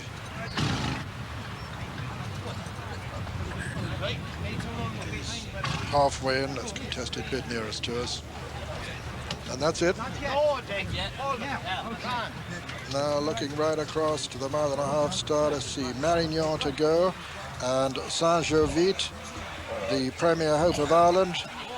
Marignan, the Premier Hope of France, second in the Irish Derby to go under Dominique Berth, having his first ride in the race. Christy Roach goes in on Saint-Gervais. Marignan, now the last to be installed. All 11 installed for the 7th running of the Budweiser Irish Derby. And they're away. Contested bid on the inside. Ormsby starts a little bit slowly, and Mining Tycoon has gone on, and it's Mining Tycoon going on with Saint-Gervais quite well up there in the early stages. Contested bid on the inside, Boloado towards the outer, and the back marker is Ormsby, and Mining Tycoon taking him along. On the inside, Saint-Gervais right up there with the pace. Then on the inside comes Contested Bid. Ormsby is still the back marker, and they're going a real good gallop too, with in fact Appealing Bubbles taking him along. Appealing Bubbles from Saint-Gervais, with Mining Tycoon dropped back into third, but it's the 3 stable companions taking the field along. Appealing Bubbles by about 5 from Saint-Gervais and Mining Tycoon, then Contested Bid. Then just in behind them, Dr. Devious making a little bit of ground now towards the outside, with Boloado just in behind him, and then Dive for Cover, and then Landowner. Marignan's one from last, and last is Ormsby, and still Appealing Bubbles making it from Saint-Gervais in second and Mining Tycoon third. They're just past the halfway mark now. Appealing Bubbles from Saint-Gervais moving up very close to him now. Mining Tycoon comes next. Dr. Devious on the outside, and then Contested Bid and Boloado and Dive for Cover. Landowner being chased along there, but not making much progress. Marignan making a little ground from the rear. Ormsby still the back marker, and Saint-Gervais has taken it up with 5 to run. Saint-Gervais the leader in the Irish Derby from Dr. Devious, who's moved into second. Contested Bid is third. So it's the big 2 as they swing into the straight. Saint-Gervais goes very wide there. Saint-Gervais the leader from Dr. Devious. Then comes Contested Bid. Saint-Gervais it is from Dr. Devious. Saint-Gervais trying to reverse those placings, and it looks at the moment as though he's going to do it. Saint-Gervais is increasing the margin. Dr. Devious is in trouble. Contested Bid's making a little ground, but Saint-Gervais is going to storm away with the Irish Derby. Saint-Gervais was second at Epsom, is putting 6, 7, 8, 10 lengths between him and Dr. Devious and Contested Bid, and at the line Saint-Gervais has won it. Dr. Devious is second. Third is Contested Bid, and 4 Dive for Cover. That's the 1, 2, 3, 4, 5 and 6 incidentally were Marignan and Izoud. And then came Ormsby, and behind Ormsby was Boloado and Landowner. But the result of the 31st sponsored Irish Derby is first, number 11, Saint-Gervais, owned by Mrs. Virginia Kraft Payson, trained by Jim Bulger, his third victory incidentally this afternoon, and ridden by Christy Roach, his second triumph in the race on his 17th ride. And here he comes round the turn into the home straight. I said he ran wide, but of course that was Dive for Cover who ran wide there. He railed perfectly. Saint-Gervais has already got Dr. Devious under pressure and struggling and really in trouble. Saint-Gervais from this moment on definitely has the Derby well sewn up. Saint-Gervais' number's just been called, and another roar from the crowd to greet this Irish trained winner, the 10th Irish trained winner, since the race was sponsored first in 1962. There's a struggle for second place. You'll see as they come to the line between Dr. Devious and Contested Bid. Dr. Devious second, Contested Bid third, and how well that Die for Cover under Darrell Holland ran on to be fourth. But this is Christy Roach, 42 years old, on the 7-2 winner of the 31st running of the Budweiser Irish Derby. Great teamwork here. Appealing Bubbles set off to make it. Mining Tycoon and Saint-Gervais chasing him, and when Appealing Bubbles gave way, Saint-Gervais quickly took it up and stormed into the lead. And sadly, John Reed and Dr. Devious had absolutely no answer whatsoever. So a fantastic afternoon for Christy Roach and his governor, Jim Bulger. As I say, their third winner of the afternoon. They won the opener with Perfect Imposter, the third with Ivory Fountain, and the big one now, well over 350,000 to the winner, with Saint-Gervais by Pleasant Colony out of Northern Sunset. A really emphatic, resolute winner. Very popular bet, not only with the loyal supporters here, but a very popular bet with the crowd in general, without the favourite, because they offered 6-4, the bookmakers, without the favourite, Dr. Devious. This was a very popular wager indeed. Into the lead, Silver Wisp going up on his inside, Sadler's Hall's on the outer, then comes Opera House, behind them comes Sapience, then Jern making a run towards the front from the rear. The two back markers are Rock Hopper and Terriman, and Saint-Gervais and Stephen Crane being pressed now by Sapience. It's quite a slow pace. Stephen obviously trying to slow them down in the early stages as Sapience goes up on his inside. Then right up there on the outside is Sadler's Hall. Silver Wisp holding his place on the inner. Just in behind them come Opera House. The back marker still is Terriman. And Saint-Gervais on the outside of Sapience in second. Then Sadler's Hall on the outside of Opera House. Behind them comes Jern, who's moved ahead of Silver Wisp, who's lost a bit of ground. And then comes Rock Hopper, and finally Terriman. Racing out of Swinley Bottom and racing now towards the 7 furlong marker, and as they do so, it's still Saint-Gervais. Saint-Gervais the leader from Sapience in second, and Stephen Crane keeping right out of trouble. Saint-Gervais from Sapience, then on the outside comes Opera House making a forward move. Sadler's Hall comes next, and then behind him comes Jern, and then Silver Wisp, on whom Paul Edderby hasn't moved yet, then Rock Hopper, and finally Terriman. And Saint-Gervais now being chased by Opera House, who moves into second. Sapience on the inside, but going third now is Jern, who moves up on the outside. Sapience 4 and 5, Sadler's Hall. Little gap to Silver Wisp, who's got a lot to do, has been chasing along now and is not getting anywhere. Saint-Gervais, the odds-on favourite, races towards the home turn. The clear leader from Opera House, Jern. Sapience on the inner. Then comes Sadler's Hall. A gap to Silver Wisp. You can almost count him out of it. Then comes Rock Hopper, and finally Terriman. And all by himself, Saint-Gervais, the favourite, is well clear. The Budweiser Irish Derby winner from in second place. Opera House third on the outside, making good progress now is Sadler's Hall. Then comes Sapience in fourth, racing into the closing stages, and Saint-Gervais and Stephen Crane have it absolutely sewn up. The King George VI and Queen Elizabeth Diamond Stakes of 1992 is won a furlong out. And Saint-Gervais strides clear. It's going to be close for the minor placings, but at the line, Saint-Gervais wins it brilliantly. Second is Sadler's Hall, third Opera House, 4 Sapience, 5 is Rock Hopper, 6, 7 and 8 are Terriman, Silver Wisp and Jern. And so the result of the 1992 King George VI and Queen Elizabeth Diamond Stakes. First, number 8, Saint-Gervais, owned by Mrs. Virginia Croft Payson, trained by Jim Bulger, and ridden by Stephen Crane after his first ride in the race. Second was number 3, Sadler's Hall, owned by Lord Weinstock, trained by Michael Stout and ridden by Willie Carson.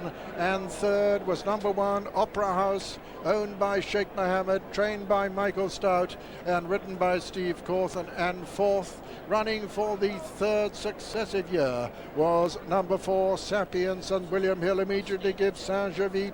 Here he is, a 7-4 quote for the Arc de Triomphe. So Stephen Crane follows the example of Walter Swinburne in 1981, Michael Roberts in 1988, Alan Munro in 1991, who all won the King George, the Queen Elizabeth Diamond Stakes on their very first ride. The 34-year-old rider from the Isle Man, Stephen Crane, seldom had a moment's worry as Saint-Gervais became the first since 1977 to be an Irish-trained winner of this great race.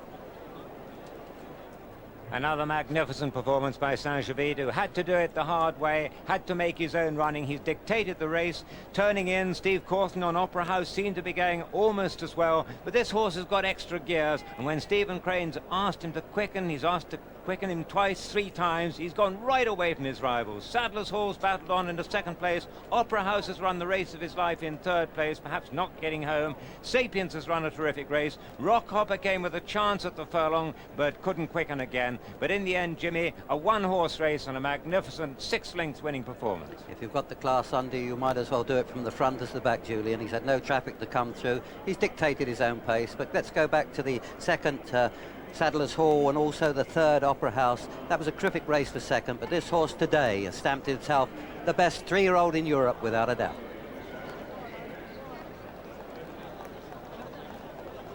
He went off at 5-4 on this son of Pleasant Colony out of Northern Sunset by North Fields.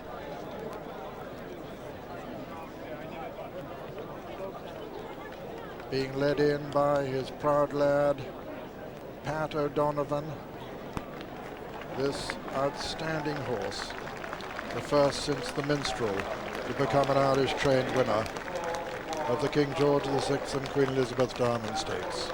Winner now of 6 of his 9 races.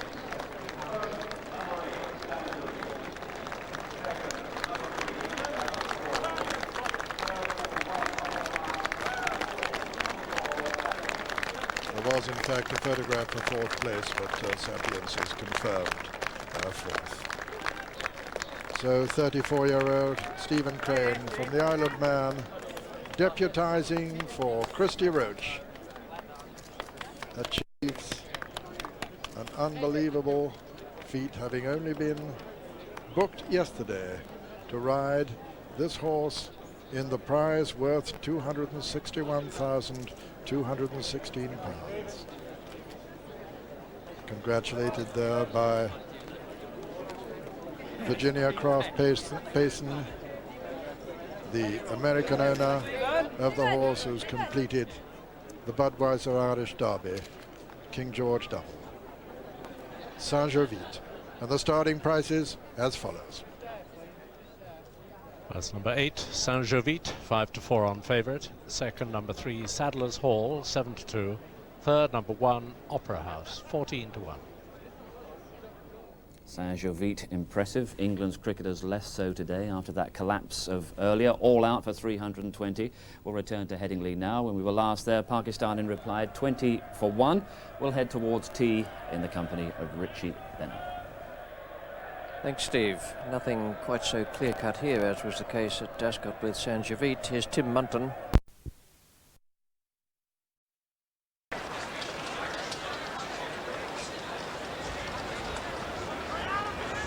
Mrs. Croft Payson. Right for a really enthralling eclipse.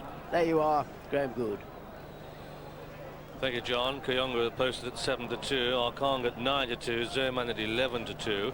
And just waiting for Zoman to walk forward. I thought Alan Munro rode a brilliant race when he went on him in France. He was the only one to really make use of the pacemaker.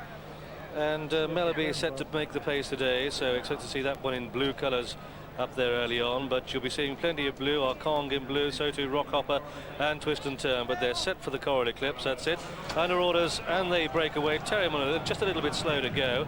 Hailsham is up with the pace, and Arkle is up with the pace, and on the wide outside, Bruce Raymond pushing Melleby through to take up the running. So it's Melleby leading from in second place Arkle, then Twist and Turn, followed through by Hailsham on the inside, and then Opera House, and then behind these comes Free Flyer. Young Buster and Rockhopper and Sapience and Kuyonga are at the back, so too Zomon, but wide, and they go through the first quarter mile, and it's Melleby out in front by length and a half to Arkle showing in second place. Then in third the Whitecap Hailsham. Fourth is on the outside Opera House. These are followed through by Twist and Turn, the red cap on the outside, Zoman, Terriman racing his own territory on the extreme right of the picture. Free Flyer tucked in off the pace, so too Kuyonga and Sapience, and the pace still strong. Melleby setting it by a length to in second place Arkle. Terriman is racing very wide indeed as they begin the turn out of the backstretch, and it's Melleby in the lead from Arkle with the rail runner Hailsham. Terriman out wide, Opera House, and then Twist and Turn, followed by Rockhopper and Zoman having a little duel there as they turn out of the backstretch. Then Young Buster, Sapience is one of the back markers. Kuyonga's poised on the outside, and it's still Terriman racing wide as they fan out for home, and is going to run his own race, and tactically this could be significant, but it's still Melleby in the front. Melleby at the head of affairs from Arkle. They're spread right across the track. Terriman's racing very wide indeed, certainly up with a pace. Zoman with a run, Twist and Turn with a run, Opera House with a run, and as they come down towards the two, it's Terriman on the extreme right, Arkle down the centre of the track with Opera House and Twist and Turn, the red cap. Here comes Kuyonga, the filly with a noseband. Terriman's out of it now, they're just over a furlong to go. Opera House and Kuyonga, and we're just over a furlong to go. It's Kuyonga who bursts to the front and goes clear of Opera House in second. Free Flyer and Sapience, and the filly's going to take it. This goes to Kuyonga, clear by two. Opera House in seconds. Professionals, eat your heart out. Kuyonga takes it, eased at the line. Opera House is second, Sapience third, Free Flyer four, close Zoman, and with Zoman was Twist and Turn, and then Rockhopper, followed by Arkle, and then Arkle was followed through by Terriman. Those tactics didn't work. A big break to Young Buster, and an even bigger break to Melleby, and last of all was Hailsham. And so the result of the Coral Eclipse Stakes, it's a win in devastating style for horse number 10, Kuyonga. This one trained in Ireland by Michael Corns, ridden by Warren O'Connor, ridden with a lot of confidence. Second horse home is number 4, Opera House, ridden by Steve Cawthon, and the third I think we'll find, and I think we'll find that Sapience is third, the yellow jacket of Ray Cochrane just pipping Free Flyer, who's back in fourth, and they're the leading four in that Coral Eclipse. But the winner then is Kuyonga, the filly, the daughter of Persian Bold. And there we can see the third horse home, Sapience. Fourth was Free Flyer, and we find that Twist and Turn just pips Zoman. Well, the race was a very strong one from the outset. Melleby and Bruce Raymond were determined to get to the front. They achieved that role, but Kuyonga, well ridden, brilliantly ridden by Warren O'Connor, has come home in good style, and a brilliant result for this wonderful filly. Due recompense for the Ascot run. Warren O'Connor hasn't ridden a winner for well over a month, nearly 6 weeks. He got a lot of stick and criticism for what happened at Ascot, but all that is forgotten now. It's gloriously swept away by this marvellous filly and this wonderfully cool, calm race that Warren has ridden, coming round his whole field, except for Terriman, who's raced so wide, and allowing Kuyonga all the scope in the world to produce the speed she's always had. Yes, he was confident this morning, and when you haven't ridden a winner for some time, there's no doubt, as much as you might say it to other people, that it hasn't affected your confidence. It's bound to make you think a little bit, but he was always in the right position on this filly. They've all come up the centre where the ground's obviously a little bit better, and she's really stuck her head out and quickened up nicely when he's asked her to go about her business, and it's really left Opera House and Twist and Turn just a little bit flat-footed. Sapience on the far side, running on with Free Flyer, who's run a blinder. He hasn't run for some time. And they've run on well, but really and truly, this filly is the one horse in the race that actually quickened up when they got to the serious end of the proceedings. Yes, a real class performance. Fine performance, as you say, my noble lord. They said a filly couldn't win it. They said that the various horses were just beginning to go down with some sort of a virus. He came back, made a lot of the running at Ascot, so maybe he's not totally out of it. Let's have a look now at the latest betting. 15-8. Sheikh Albadoo, Shelford 9-4, Wolfhound 5-1. The rest are 13-2. Wolfhound is just going in after Pursuit of Love. When he's in, they're all in. It's a fascinating July Cup. Let's joy Graham. So that's it, they're set. Pursuit of Love, 13-2 at the off. They break away, good level break. Paris House just missed the kick. That might help him. Tabab running fast. LBO fast. Sheikh Albadoo on the outside. Paris House the rail. And as they go through the first furlong, it's Shelford and Tabab who share the early running. Shelford the right, Tabab the left. Half a length back to Sheikh Albadoo. Tucked away, Paris House the rail. Followed through by Pursuit of Love. Wolfhound on the outside. And then comes LBO. Mr. Brooks is outpaced. And they come down past the four. The pace is strong. Shelford in the pale jacket, Tabab the dark colours on the outside. Still stride for stride. Paris House has got a run through on the rail. Sheikh Albadoo cruising in behind. Good cruising speed, that horse. Come down towards the two. Shelford and Tabab from Sheikh Albadoo. Paris House the rail. LBO Pursuit of Love and Wolfhound and Mr. Brooks the back marker. Look at Sheikh Albadoo in the white jacket as they pass the two. Shelford shaking up. Paris House running the rail is running a big race. Mr. Brooks, a horse with a white face, starts to pick up two, but they come inside the final furlong and it's Sheikh Albadoo to home. Sheikh Albadoo pressed on the outside by Mr. Brooks, who's unleashing a big run, and Mr. Brooks has come to take Sheikh Albadoo. Can the Sheikh fight back? Pursuit of Love is flying at the death at the line. A photo, Mr. Brooks, Pursuit of Love from Sheikh Albadoo with LBO back in for a big break to Paris House, and then came Wolfhound. Shelford dropped away to beat only one, and that one last of all was Tabab. And so Leicester has won the July Cup, this Group 1 race, on number 2, Mr. Brooks, in the colours of Paul Green. This one, the probably lesser fancied of the Richard Hannam pair, ridden by Lester Piggott, and the determined drive to get there in the closing stages. The judge calls a photo, but no doubt about it. Second horse home was Pursuit of Love, who came running through on the rails to deprive Sheikh Albadoo of second place. Sheikh Albadoo has to settle for third, and the fourth horse home is LBO. So Leicester on the wide outside gets to work on Mr. Brooks, who's winning his 6th race from 17 attempts.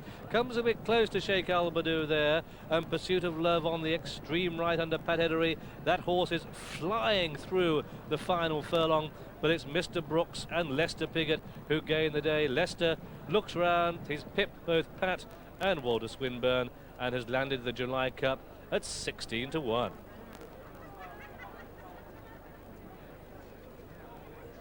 Well, a tremendous finish here. As we go into the dip, they're queuing up to take on Shalford and Tabab, and to be honest, they both fold up pretty tamely. Over on the rails, Paris House. It's a question of whether he'd last out. Well, he doesn't, in fact, up the hill. And now Sheikh Albadoo been cantering at this point, and look behind him. Pursuit of Love, who doesn't get a clear run at all, checked at a vital stage in what's supposed to be a test of speed, is a test of speed, has to start again. On the outside, Mr. Brooks comes, but at this moment, you'd have thought Sheikh Albadoo was going to lengthen and take it. I thought that he'd hold on up here. He's probably a length clear of the field at this stage with half a furlong to run. But Mr. Brooks coming on this side, he didn't get to Sheikh Albadoo when they met at Ascot last time, but certainly he's quickened up past this horse in the last 100 yards. And Pursuit of Love, who quickened up when they hit the rising ground after not getting any sort of a run, has done well. I think he just takes second place off of Sheikh Albadoo. But on the line, it's Mr. Brooks, and as Mike Dillon of Ladbroke said, you didn't allow for the Leicester factor. Irene, the Oaks winner, and another very good stayer boy. So I just wonder what's Trip's going to be later on when she's mature. Cost 77,000 guineas as a yearling, and she's a well-backed second favourite. Third favourite. She's 5-1 now, behind 7-4 Ivanka, 100-30 Marina Park. 5-1 bar, which includes Lake Pleasant. That is Marina Park, the second favourite. She's won 2 of her 4 races. She's won at York and Sandown. She was 4th in the Queen Mary Stakes at the Royal Meeting, behind that great Lyric Fantasy. Yes, Peter. It's it, and that away. Just a little bit slow as Karanita. Ivanka's well away and over on the far side, Lake Pleasant, and right up with them also in the centre is Tudor Vale, First Vale I should say. But over on the far side, Lake Pleasant. In the centre, Marina Park. On the near side, Karanita has made up that ground. Ivanka's close. First Vale has dropped back a bit. Karanita on the near side. Marina Park, Lake Pleasant over on the far side, with Ari right close to them too, and a wide open race as they hit the 2 furlong pole. Just come to it now within the centre, Marina Park. Ivanka being chased along by Steve Cawthon. First Vale really beginning to get into action now over on the right of the picture, but it's Marina Park just the leader now. Ivanka's under pressure and not making a lot of progress as Marina Park storms into the lead now inside the final furlong. Marina Park, First Vale putting in a good run, then Ari, Ivanka you can't right out of it. Marina Park striding away from First Vale, is putting in the determined run. Marina Park from First Vale. Marina Park holding First Vale as they come to the line. Is going to wither and at the line. Marina Park is the winner and First Vale is second. Third is Lake Pleasant and 4 Ari, and 5 Ivanka, and 6 was Karanita. And so the result of the Princess Margaret Stakes is first number 1, Marina Park. Owned by Lahana Limited, trained by Mark Johnston, his 33rd winner of the season, and ridden by Dean McEwen. That's 34 for him. Second was number 3, First Vale, owned by Mr. Raymond Tooth, trained by David Ellsworth, and ridden by Willie Carson. And third was number 5, Lake Pleasant, owned by Tony Badger Equine Limited, trained by Richard Hannon, and ridden by Bruce Raymond. And fourth was number 6, Ari.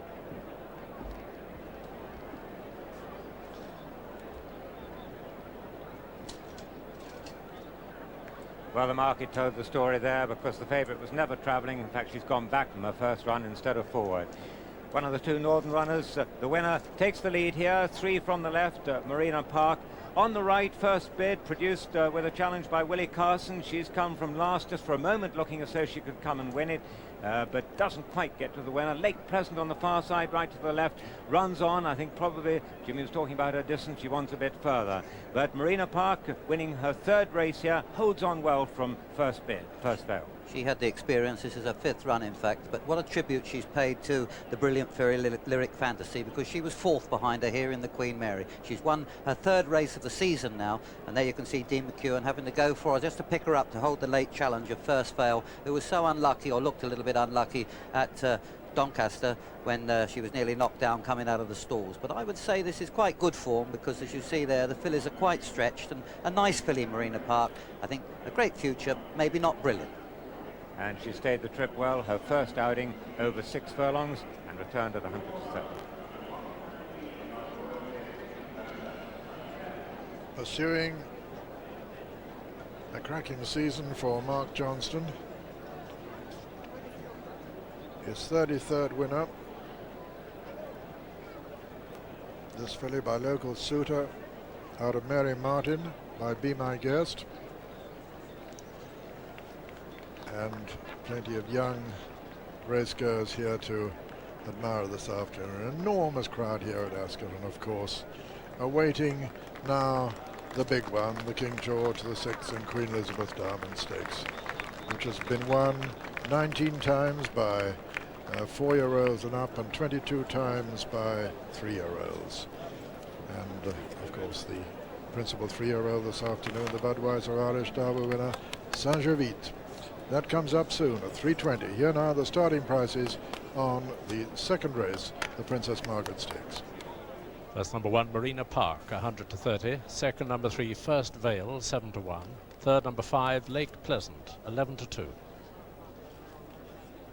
Let's go shortly before 3:10 for all the build up to the big race of the day, the King George VI and Queen Elizabeth Diamond Stakes.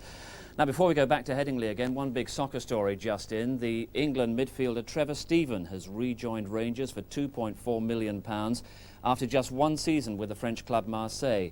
Stephen, who played in the recent European Championship, had been linked with the league champions Leeds before they signed David Rocastle last week. So Stephen returns to Rangers for less than half the fee paid just a year ago. Trevor Stephen back at Ibrox. Let's remind you of the details from Hockenheim. Nigel Mansell, the World Championship leader, is in pole position for the 9th time this season after today's final practice for the German Grand Prix tomorrow. And the continuing domination of the Williams team is illustrated by the fact that Mansell and teammate Riccardo Patrese are alongside each other on the front row of the grid for the 7th time this year. Mansell improved his time from yesterday to finish nearly half a second ahead of Patrese, with Ayrton Senna in 3rd. Britain's Martin Brundle starts in 9th and Johnny Herbert is 11th. Damon Hill failed to qualify, and we of course have got live coverage of the race tomorrow afternoon. Now at Headingley, England, 320 all out, having lost their last 9 first innings wickets for just 50 runs. So Pakistan, 123 runs behind, are back in it as we join Jack Bannister.